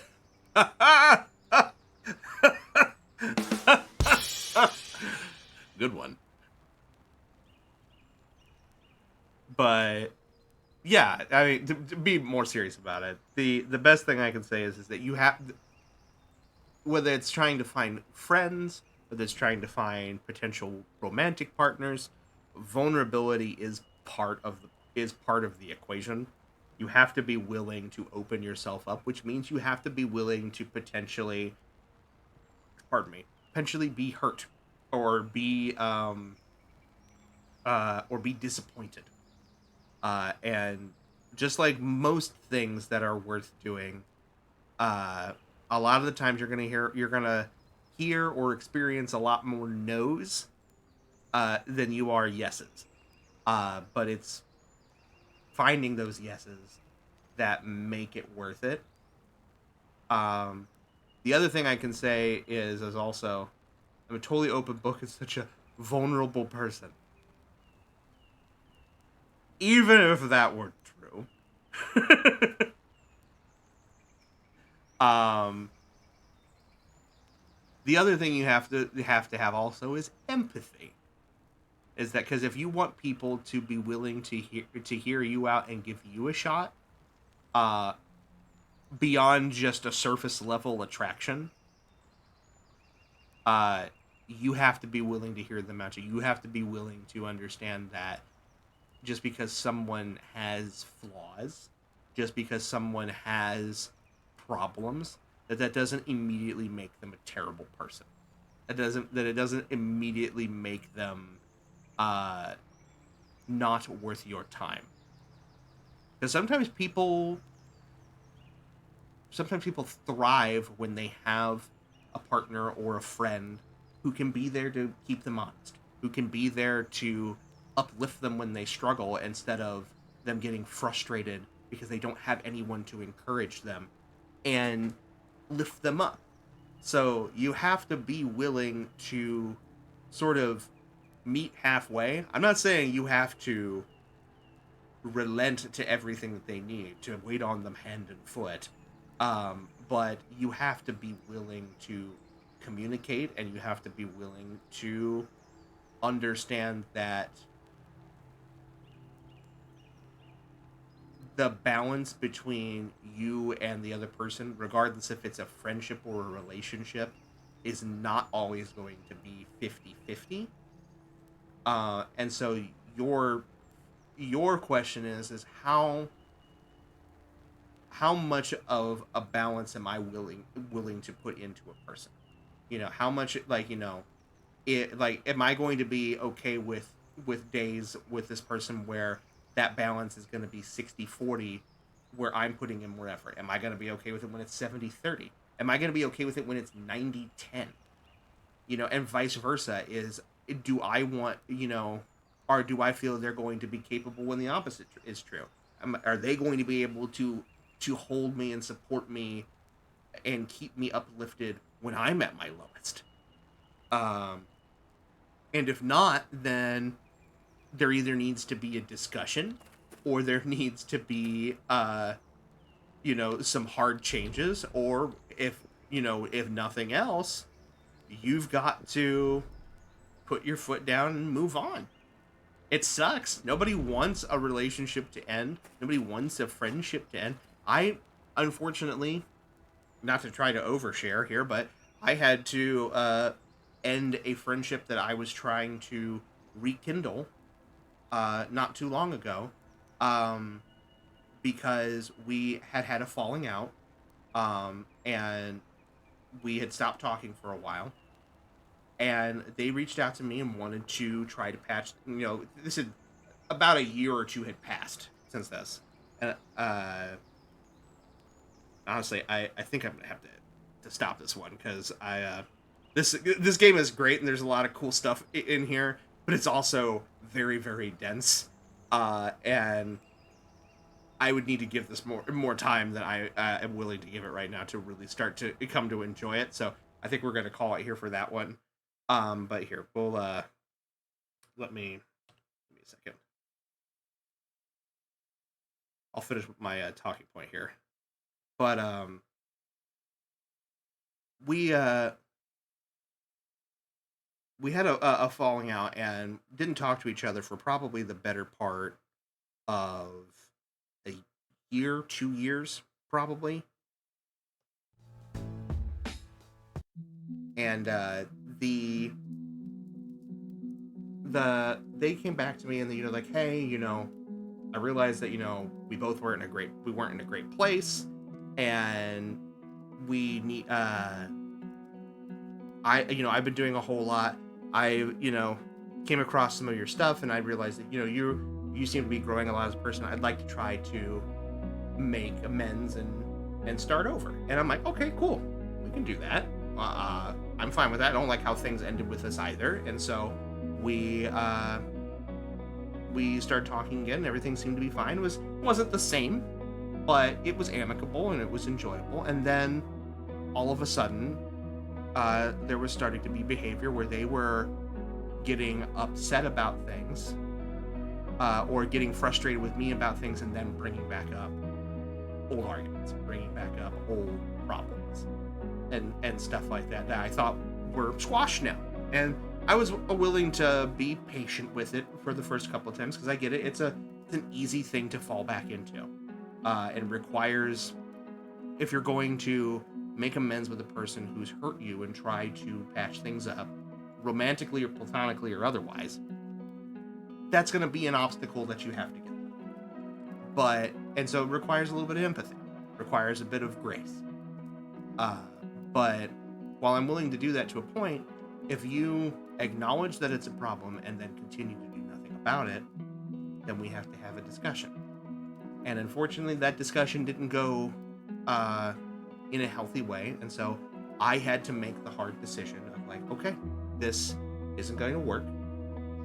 This is not only hurting me, but it's hurting you, because you can't, even if you want to forgive me, you can't right now. And so I had to do the healthy thing and, break it off. And,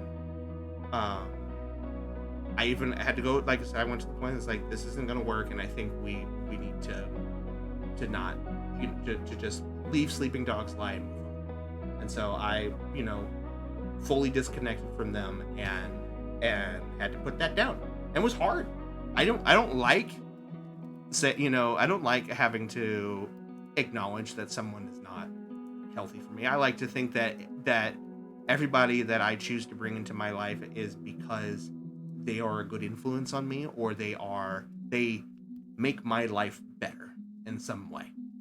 And so it's hard to see that that's not the case, because it not only makes you, it not only sucks because the friendship's not working out, but then it makes me feel like, well, do I have a bad judge of character? Am I naive? Do I have a problem not recognizing red flags or whatever?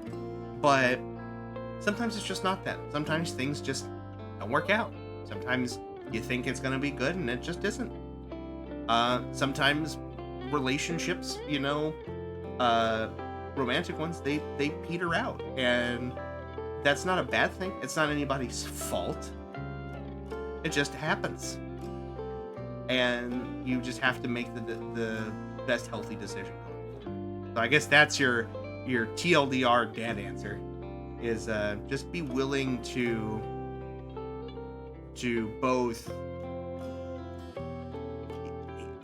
both hear people out and be empathetic, and understand that what can be perceived as flaws are not necessarily permanent ones, and that any good relationship with a person, whether it be as friends or as romantic partners or anything in between, is going to require effort, and it's going to require patience. So that's the best thing that I can offer anyone.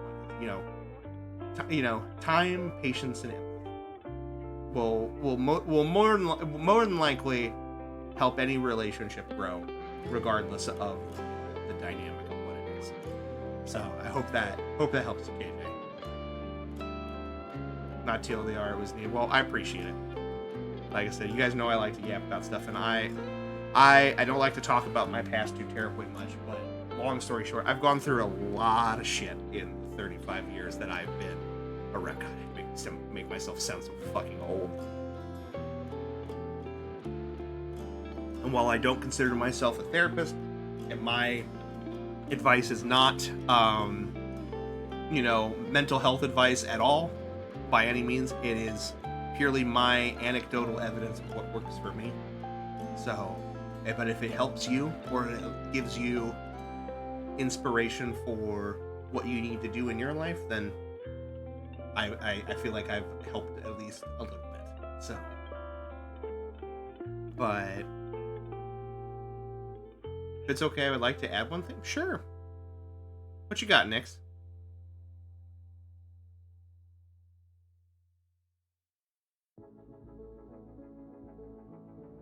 This is an open forum.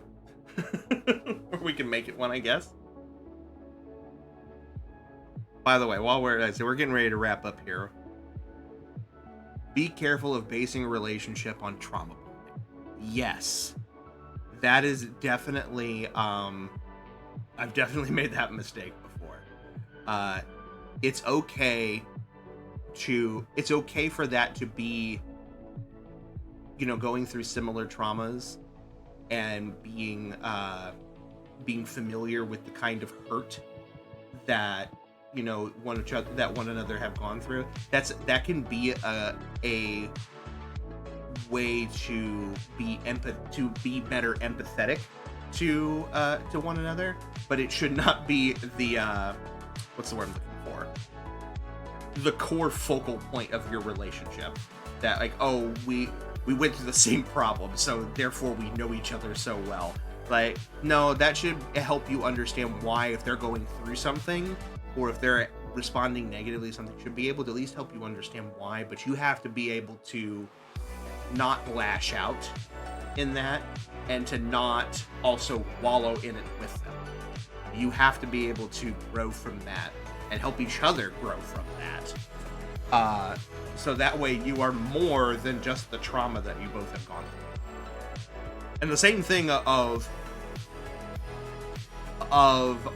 being around people who either hurt you or you hurt them, or you hurt each other back and forth, and then saying, oh, well, nobody else but you puts up with me, so I'm not going anywhere. That I've made that mistake before too. Like, do not perpetuate a cycle of pain for yourself just because you don't think there's anybody else who hang around you. If it's something you need to work on, then work on it. Like, but if it's something that's being caused by specifically that person or the people around you, that's a sign you gotta get away from that. Not a sign that like, oh, well, these are, they understand me, they just don't like it. Like, no. Like, that's not worth your time, and that will only perpetuate misery for yourself. But yeah, that's also part of the reason why I like the streaming here, is like like I've said before, and like the redeem that's been used, is that I like to think of myself as the dad friend. I have been through more than I care to admit, have made more mistakes than I care to mention, but they have helped me learn and grow. And I don't, like I said, I have a nephew, and I hope to use this advice for him at some point. But I don't have, I don't got kids of my own. I don't, and probably won't. But if that means that I can instill my life experience to people who need it, whether it be people my own age or younger people or whatever, then that's what I want to do. I want to be a source of support for people when they need it, or a source of advice when they need it, and be a positive force on the internet, where that seems to be in short supply nowadays. So it's why I do things like Demo Day, so we can, support smaller creators and have people like John earlier, who, is part of the beta testing team, come in and be able to get, genuine feedback and be able to make their games better. It's like we've had a couple of developers for games show up and be able to be excited that people are playing their game and showing it off because they want to support them. Like that's what I love about this more than anything else, is that this has been, yes, it's a platform for me to yap and to show off games that I love and be funny on the internet and hopefully make you laugh and smile and stuff like that. But it's also a platform to allow me to lift people up and show off other creators and show off other my friends who are voice actors and artists and 3D modelers and all sorts of other things. That's what I want all of this to be. Is I want my community to grow into something where we are trying to make something good in this world and lift each other up, so that way we can continue, we can do bigger and better things and make it into something. It doesn't have to be big, it doesn't have to be grandiose, it doesn't even have to be famous. I don't care about being famous. I don't care about being the next Markiplier or Mr. Beast or anything like that.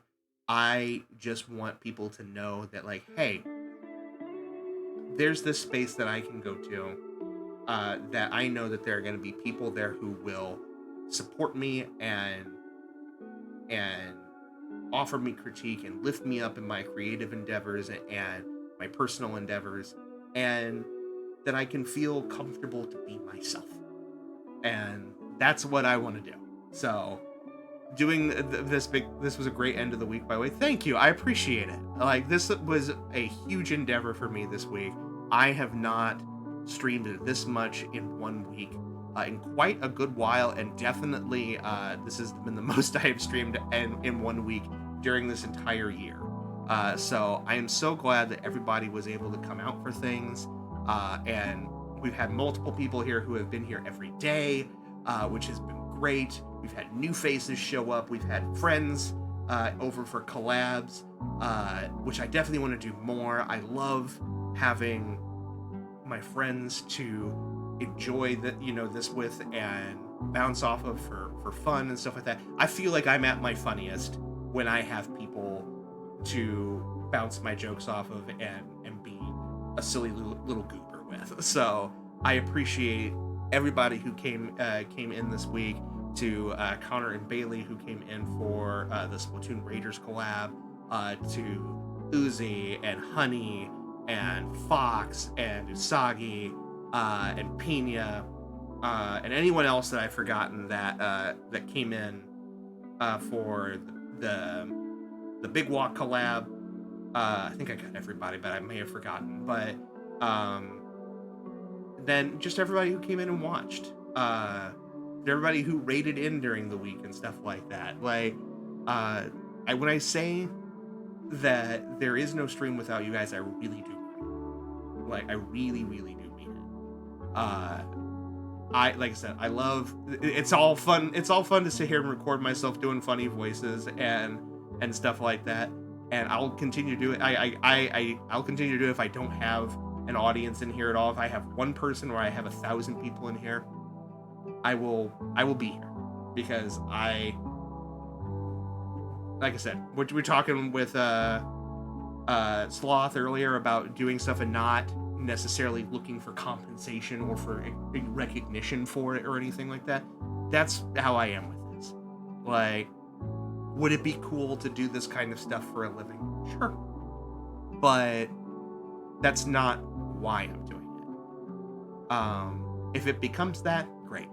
But if not, as long as I am achieving my goal of being entertaining for someone and being uplifting for the people who decide to come back here every stream, or come and join me in the Discord and hang out in there and be representative of the goal that I'm trying to accomplish with this, then that's all that matters. I could not make a dime off of it, and I would be happy. So you guys being here helps accomplish that. So thank you very, very much. Blorbos for all. Yes, Nix. Blorbos for all. Blorbos all around. But I already put up the schedule for next week. So that is there for everyone as well. I'm gonna take a couple of days away from streaming after doing this for a week. I need a couple of days to reset, but I'll be back on Tuesday to stream more with you guys. And then we have the community night coming up the following week on the 28th. So if you guys want to come play Crash Out Crew with me and everybody else, definitely come over here on the Discord. I'll put it in the chat right now. There's a link there. You can click on that link, or there's a button down below. Just make sure to post in the introductions tab so that way you can get access to the full server. Like, you'll be able to see the sign-up sheet for the community night. I put up the schedules up there and reminders for the streams. I'm trying to do some stuff exclusively on the Discord, so that way there's a reason to come hang out with me in there. And hopefully we can do some events and stuff like that in the future. I really would love to do like a charity event or something like that in the future. I think that's like my next like big goal as a streamer, is I really want to do some sort of charity event, so that way we can have a bit more of a direct impact on something. Like, good vibes and uplifting everyone is great, but I would also love to use this platform to help support some people at some point. But that's enough me waxing poetic and being a big emotional goofball for a little bit. Thank you for hearing me out. I appreciate that. But let's see here. Thank you again to everyone who's been here this tonight and through the week. Jolly, thank you for the resub this evening. I appreciate you. It's good to see you, buddy. I know you've been working a lot more, so we haven't been able to see you much, but I'm glad to see you pop in, even for a little bit. Thank you to all the new followers this week. Thank you to everyone who helped out with things. Thank you for those who reached out and checked on me to make sure that I was doing okay despite streaming so much. I appreciate that very, very much. But that's going to be it for now. Let me, before we say goodbye, let me see if there's anybody we can raid out to. Let's see here. We got a few people up and running here.